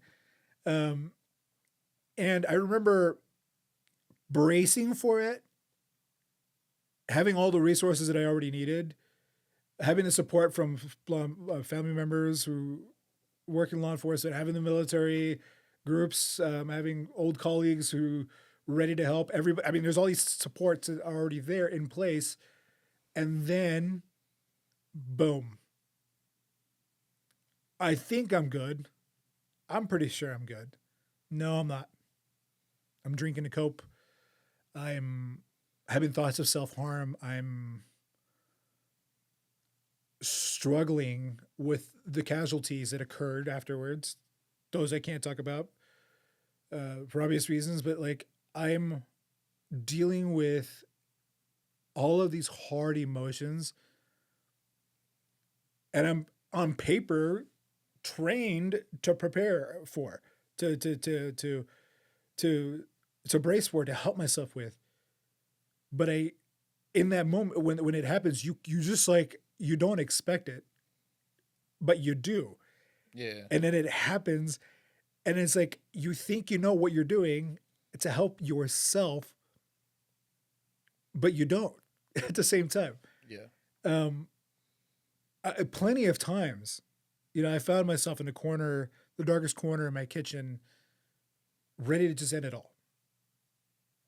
The pain was so much, it was so horrible. You're careful with how you reach out to who you reach out to. You don't know who's watching, who's listening. You don't know. And again, this is what your brain tells you, right? Yeah. You don't know if you can have that come to God conversation with your chain of command. I mean, after all, we're all still human, right? A sergeant, a lieutenant, a captain may view what you're saying as a danger to your career, to yourself, and they could take some extreme steps to take that from you. That's what your brain tells you. Logically, your brain says to you, if you ask for help, you're going to get in trouble. If you ask for help, you can lose a lot. And in those moments, remembering that I almost died, remembering that people did die, I'm thinking like, why am I still here? Like, there's no way I would think to myself, there's no way that God would let me survive just to go through this horrible, horrible pain. Then I began to barter. All right, God, give me a do-over, but take me instead. Let me be the one to go. Well, that's not going to happen. Well, let me go on my own terms. That's not going to happen. So when all these choices begin to fall out, what do you have left? No, you really have options, right? The option A would be capitulate, succumb, surrender, fall, or rise. Well, how do I rise? I thought I had all the tools. I have the education. I have the experiences. I have the resources. I have the people. Why isn't all this shit working? I have faith. Do I have faith though? Like, it's like all these things that could go, that should be going good for me. But this heavy shit is dragging me down, holding me down. So then go back to square one. Square one on both fronts. By both fronts, I mean spirituality and professionally. Reach out to our wellness coordinator. Okay, I need help. I was cleared to return to work by a psychologist, but I think I need to continue to seek more help. After how long did they clear you? Oh, it was several months. It was, yeah. I would say it was like 9 months before I was fully cleared to return fully for duty.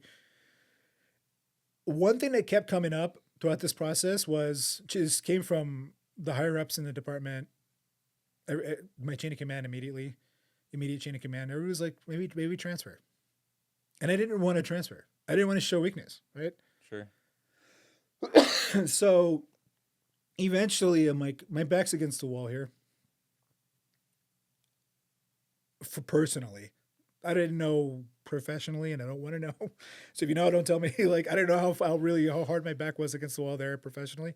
But I know personally, I needed to do something. Sure.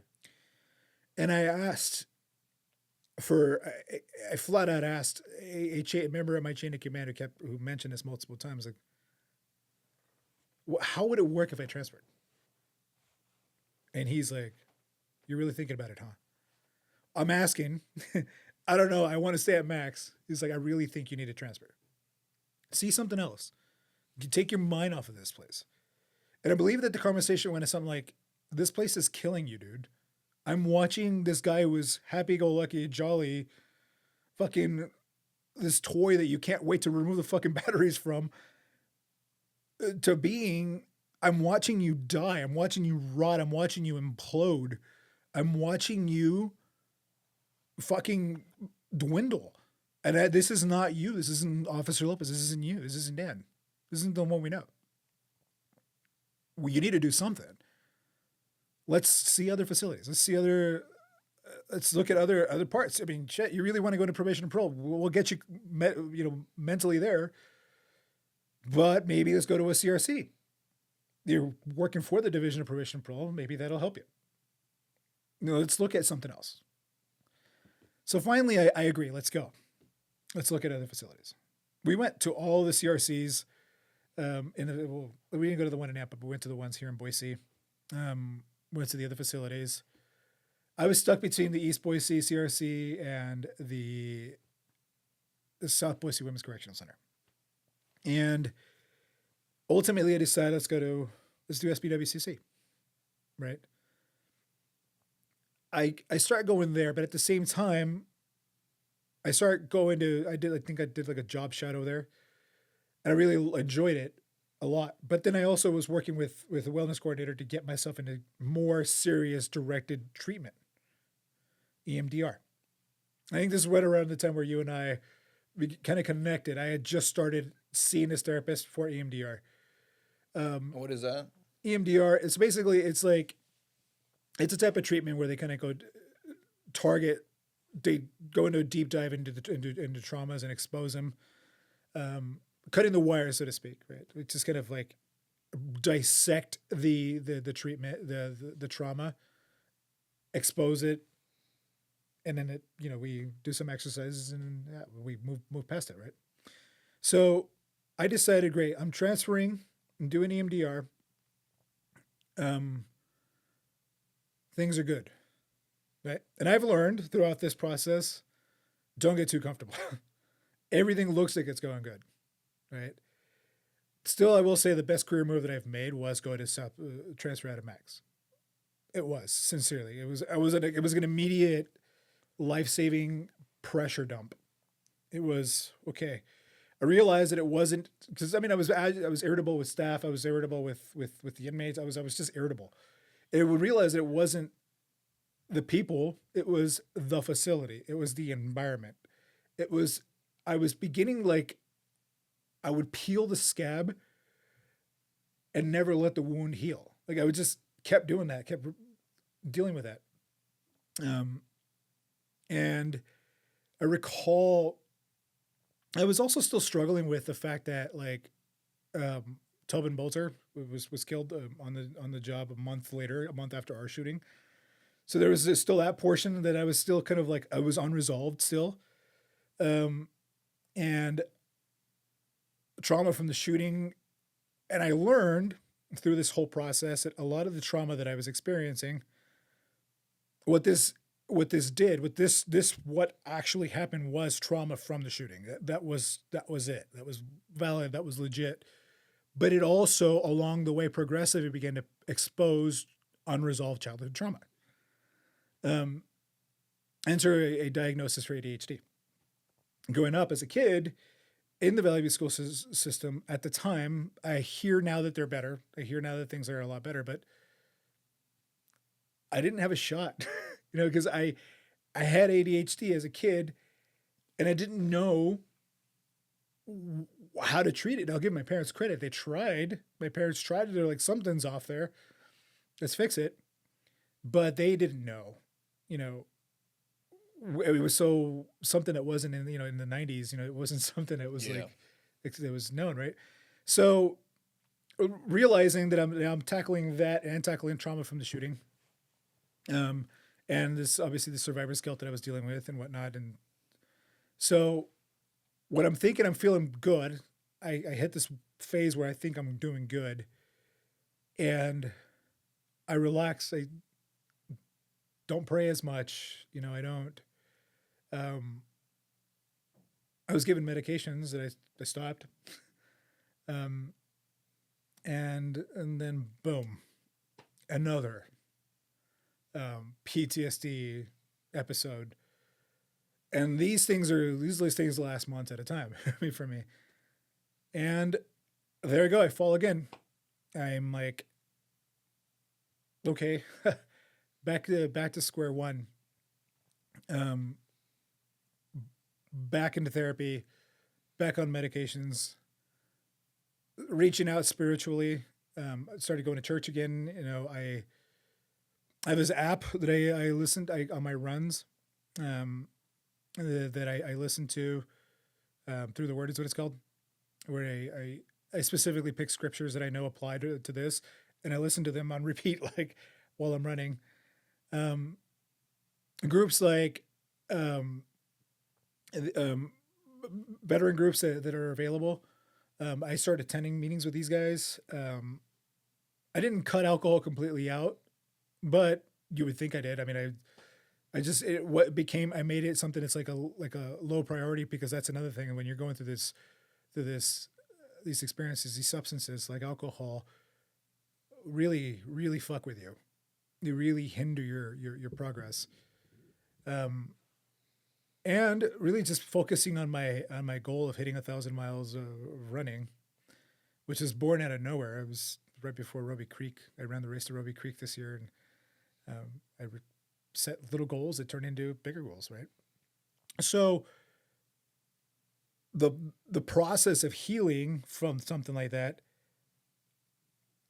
in theory, and to most members of the public, it surprised me, even some people that have, clinical experience in this, still expect it to be linear, but it isn't. It isn't, dude. It's like, it's wiggly. It's slimy. There's potholes in that shit. There's like explosions going on around it. It is chaotic. You know, it's chaotic, and you never really are prepared for what happens next with it. It's like a endless game of fucking. It's like an endless movie with the jigsaw guy, like from like the Saw movies. It's like, oh, let's play a game today. You know what I mean? You begin to have fun with it eventually. Like now, I'm having a blast with it. I'm still taking what I call my brain skittles. I take my obviously my mood stabilizers. Sure. But I also take some supplements, magnesium, stuff like that to kind of help out with it.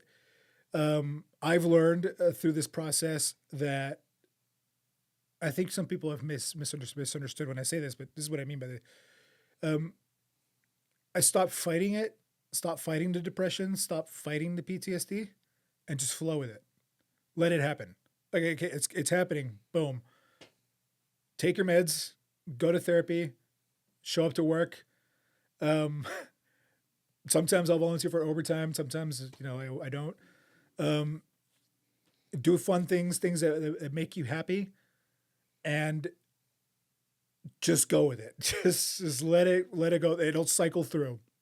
I'm on the last 3 weeks, 3 weeks. I found my way out of my last rut, right? What did I do differently? I just kept taking the meds. I kept taking the time to self-love. I continue seeing my therapist, and started taking extra care for myself during these periods where I have these little ruts. Now I don't consume alcohol at all, whatsoever. Occasionally, like one of my best friends of all time, owns a brewery. I'll stop by after a long run. I'll make sure it's a good solid run. I'll go grab a beer or two and replenish and go home. Be strictly regimented with what I do. But leave some wiggle room for grace. I remember talking to you just about a week or two ago, like, hey, is it cool do you think it would fuck me up if I take a fucking break from running? Like, fuck, dude, how much do you run? Like 7 days a week? How many fucking miles a day do you run? 4 to 8? Fuck, dude, even Olympians take 2 days off, right? I'm like, oh shit, that's a fucking thing. I can take 2 days off running. Currently I'm like 892 miles, with a goal of 1,000 miles for New Year's Eve. Yeah. That's awesome. Which I'm confident that I'll hit 1,000 by December.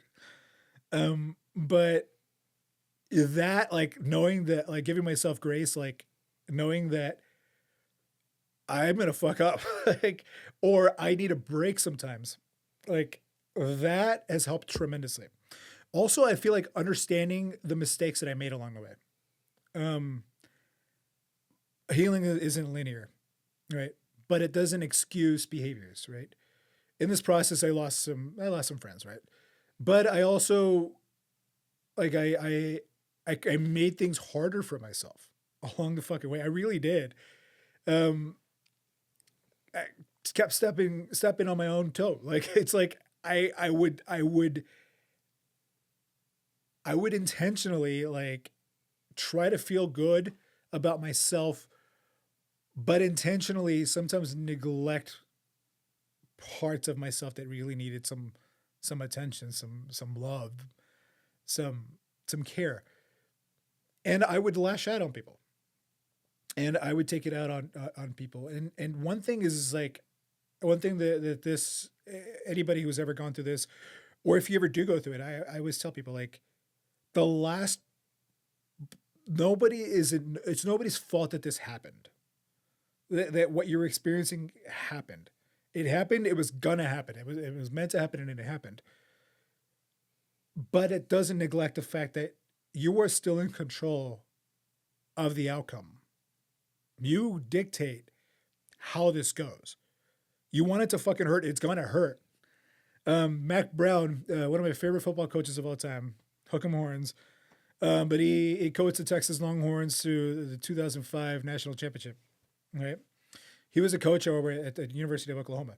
I think he was like an offensive coordinator, or anyway. So he remember telling there was this game that he talks about this. There was this game where the Sooners are getting destroyed. And he tells his line, you're going to lose. You're going to lose this fucking game. The way you're playing, you're going to fucking lose. Be prepared. Is at the half. Be prepared to lose. You're going to fucking lose this game. What happens? They fucking lost the game. They got destroyed. They got annihilated, right? He talks about that like, I set that shit up. I put it out there. We fucking lost because I told these people they're going to lose. Telling myself, life sucks. This fucking sucks. This hurts. I'm hurting. I'm telling myself, you're not going to get better. I'm telling myself, this is what life is for you. Your life is this. Your life is depression.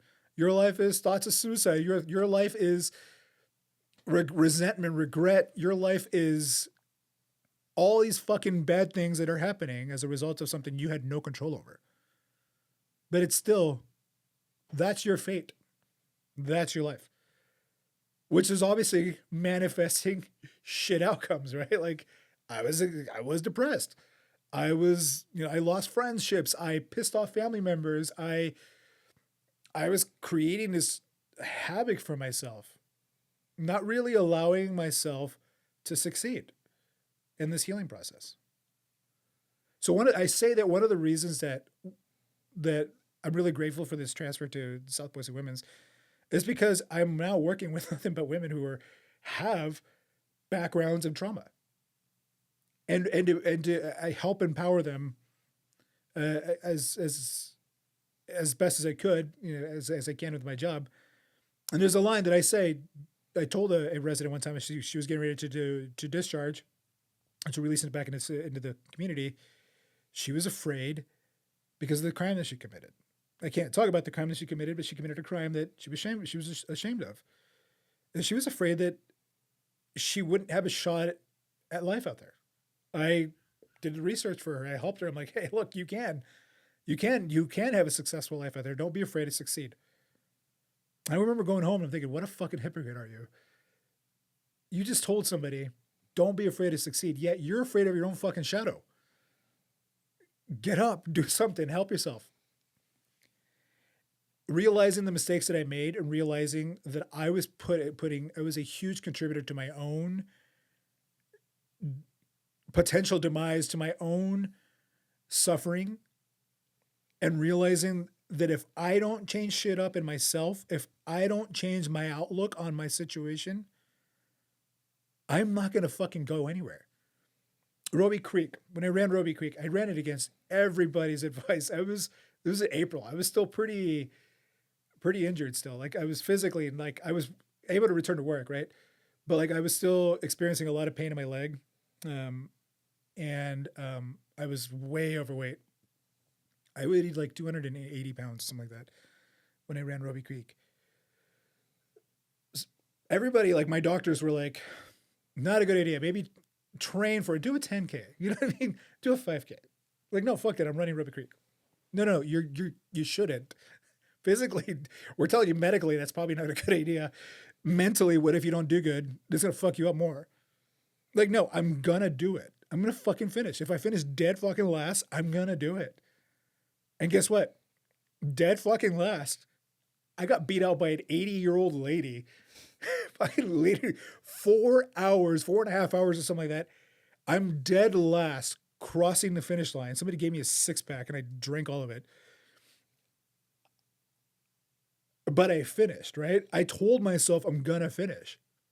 Well, I was doing the complete opposite in the latter part of my recovery. Telling myself I'm going to fail. I'm fucking this up.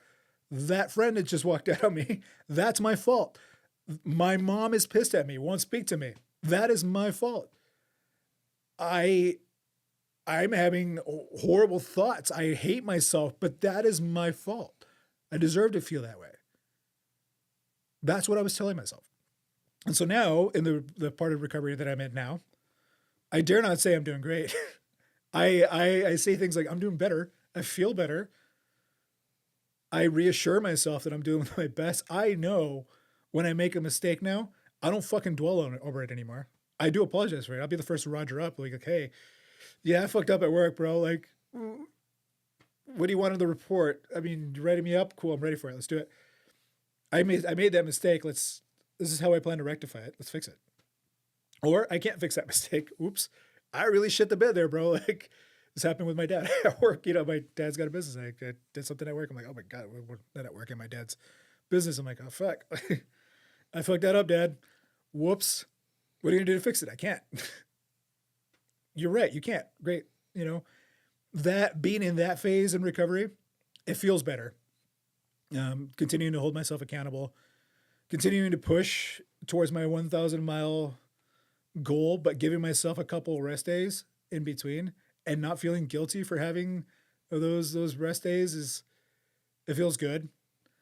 Back in, getting back into my faith, I was potentially life-saving. It was life-saving in that, like, it gives me something to, it helps reinforce that I'm not perfect and I wasn't meant to be, that I'm going to continue to make mistakes and throughout this process. I will continue to sin throughout this process. I will continue to do all these things throughout this process, but I'm not a lost cause. It's where this sweater means that you are enough. You know what I mean? Like, I'm not perfect, but I'm enough for me. I'm enough for, my God, for the people that stuck around and even those who did it, I'm cool with the way that things happened. It had to happen that way. All these things that happened because, I learned a lot about myself and it's been a huge, awesome process. I still talk to the students at the academies. I still talk about the shootings, but now I'm a little bit more purposeful with it. I go raw. I tell them the raw, like how everything happened. And I express to them the need to continue to keep their mental wellness at the forefront. It is paramount to keep your mental wellness in check. Don't be afraid to take a sick day, to address your mental health day. The department has got more of an emphasis on mental health now. They're really throwing resources at it. I'm super impressed with what they're doing with that. And it's just like reminding the students, like, give yourself grace. I grade scenarios at the academies now too. I tell them, like, I'll break down everything that they did wrong, but I will hit them with, this is what you did right. And oftentimes all they did right was be receptive to the feedback that they're getting. I tell them all the fucking time, I'd go into a fight with that guy right there, that guy that didn't do anything right, but is super humble and willing to learn, over the guy that pompous bucket of fuck who thinks he knows everything. You know what I mean? Like, that guy who thinks he knows everything, that guy is more likely to get you hurt than the guy who's willing to learn. But all of that, in all of that, I remember to be humble myself and remember where I was, try to be better than the person I was even yesterday, but know that if I don't get there, that's cool too. Yeah. It's cool. I joked with you a month ago, I'll be comfortable if I'm between 850 and 900 miles. Really though, I'm like, in my head, I'm like, I really want to be, if I don't hit that 1,000 miles, I don't know what I'm going to do. But now allowing myself to, okay, if I don't hit it, okay, look how far I came. You know what I mean? I'm going to hit it. Like, yeah, that's a fact. That's going to happen. We're actually going to do a little kind of like get together at my friend's brewery. We're going to make it so that perfectly time it to where like that 1,000th mile is at the brewery. And she's got some sponsorship ideas for next year for when I rode Roby Creek. I think one of the ones we're going to do is like, we're going to make it fun, and it's going to be fun. It's not going to be redemption or for any other reason, but for me to just have fun doing it. And she'll give me like a 12-pack of beer, and I'll drink one beer at every mile marker just to shoot like a promo video for the brewery. Like, I'm Dan Lopez. This is so-and-so brewery. Like, check them out. You know what I mean? Like, one beer of all different types of beers that they have. Fun things like that. Looking forward to the future, but like, it's this whole journey. It's been really, oh, I'm grateful for it. Like, it really just has taught me a lot about me. Yeah, man, that's awesome. Yeah, I just talked a lot there, dude. Yeah, no, it's good. Yeah, I think you know, it's hard. It's hard sometimes to realize why you're going through the hard times. Like, you know, how does God have a plan for me? How is this part of God's plan? And then you just got to be patient and let it work out. It's hard though. It's hard in that moment, and you're like, why me? And then you switch that to like, why was it me? You know, and then just switch that attitude, and now sounds like you're doing great, man. Sounds like you figured it out, what your purpose is, and that's cool. Like, what's next with you? I know you said you wanted to start doing like podcasting and stuff, and Yeah. What's kind of next with you? Where do you see it going now? I wouldn't mind. Like, I want to start a podcast, a wellness podcast, but it's like, it's going to be a podcast centered around people who, cases of people who survived trauma. There's some folks I've reached out to, that are willing to talk, about their traumatic experiences. I think that one of them is a school shooting survivor, and just talk about their healing journey. And what inspired it was, again, knowing that I had a rough time with my journey. And it wasn't like anything like I learned about in school or thought about, at any point in my life. It was way different. Knowing that everybody's experiences are different, I wouldn't get them to talk about that. You know, my co-parent's got an amazing story of survival herself. I work with some folks that have some good, strong survival stories. A lot of folks that, colleagues of mine, you ever partied with like paramedics and nurses and whatnot? Like, Yeah, the stories they've got, dude. It's like, that is a goal. With my fitness, I want to do a little bit more cross training, more focus on, lifting weights as well. Keeping the running goal, maybe hit 1,000 miles again next year, but like run more half marathons. I want to actually complete a marathon this year. Professionally, I do still hope to just learn more where I'm at, earn a spot, and with probation and parole, if a spot opens up with the commission, do that. Long term, though, I don't see myself retiring from the prisons in the capacity of a CO. Case management, something else that comes to mind. Program management, something that comes to mind. But immediately next is, I want to start a podcast. I want to complete a marathon, and I want 2026 to be a fun year where this year in 2024 were years where I learned a lot about, oh fuck, this is life. This is like the ugly side of life. I want 2026 to be just a fun year. However it pans out, whatever comes of it, I want to enjoy it. Like, truly, hopefully enjoy it. Maybe get another tattoo. Yeah. Yeah, man, that's awesome. I don't know if you're public at all, like for people to follow you or anything, but yeah, I'm active on Instagram. I don't even know my own Instagram handle. I can put all that down there. Oh, cool. Yeah, I'm on Instagram. Try to like not be as much on Facebook. I don't know. Like, Facebook's becoming more of especially now with politics. It's but Snapchat, Instagram. I had a TikTok. I don't TikTok. I'm I'm horrible with social media. Like, yeah. I usually have other people. I have my sister sometimes be like, hey, how do I fucking post this on Instagram? And be like, right. Well, right, Grandpa, that's not how you write it. Yeah. But, yep. That's cool, dude. Yeah, I'm really glad that you were able to come on and talk, and I think there's a lot of great nuggets for people to pull, and I think a lot of people go through different things in their life, and if you can just you know, take little nuggets from their experiences and apply it to yourself, then that's really what it's all about. So I think it's cool. And, you know, obviously you've gone through quite a bit of stuff, and a lot of people would never even, you know, go through in their whole life. So just be able to share your experiences, it's been good to talk to you. Yeah, it's been great. We've been trying to work on this for a couple months, but yeah, things have just not been panning out. But schedules haven't been adding up. But I'm excited. I don't know, man. I'm really happy to be on this podcast, but I'm excited for what's next.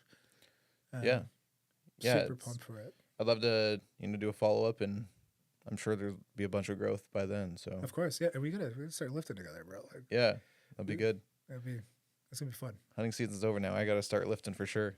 Yeah, once I hit that 1,000 miles, man, I don't know. I'm gonna have a lot of like, well, what do I do now? Yeah, you gotta have goals in front of you. Like that's cool. Like you gotta have a carrot dangling in front of you. So maybe sign up for, I don't know, you could do an ultra marathon or something. Let's get this. That's just to complete it. You're not doing it for time or anything. That's just or a Spartan race. You could do like a full Spartan race. That's 13 miles, but with like 30 obstacles. Yeah. So yeah, we'll see. I don't know. We'll see what comes next. It's just like with Roby Creek.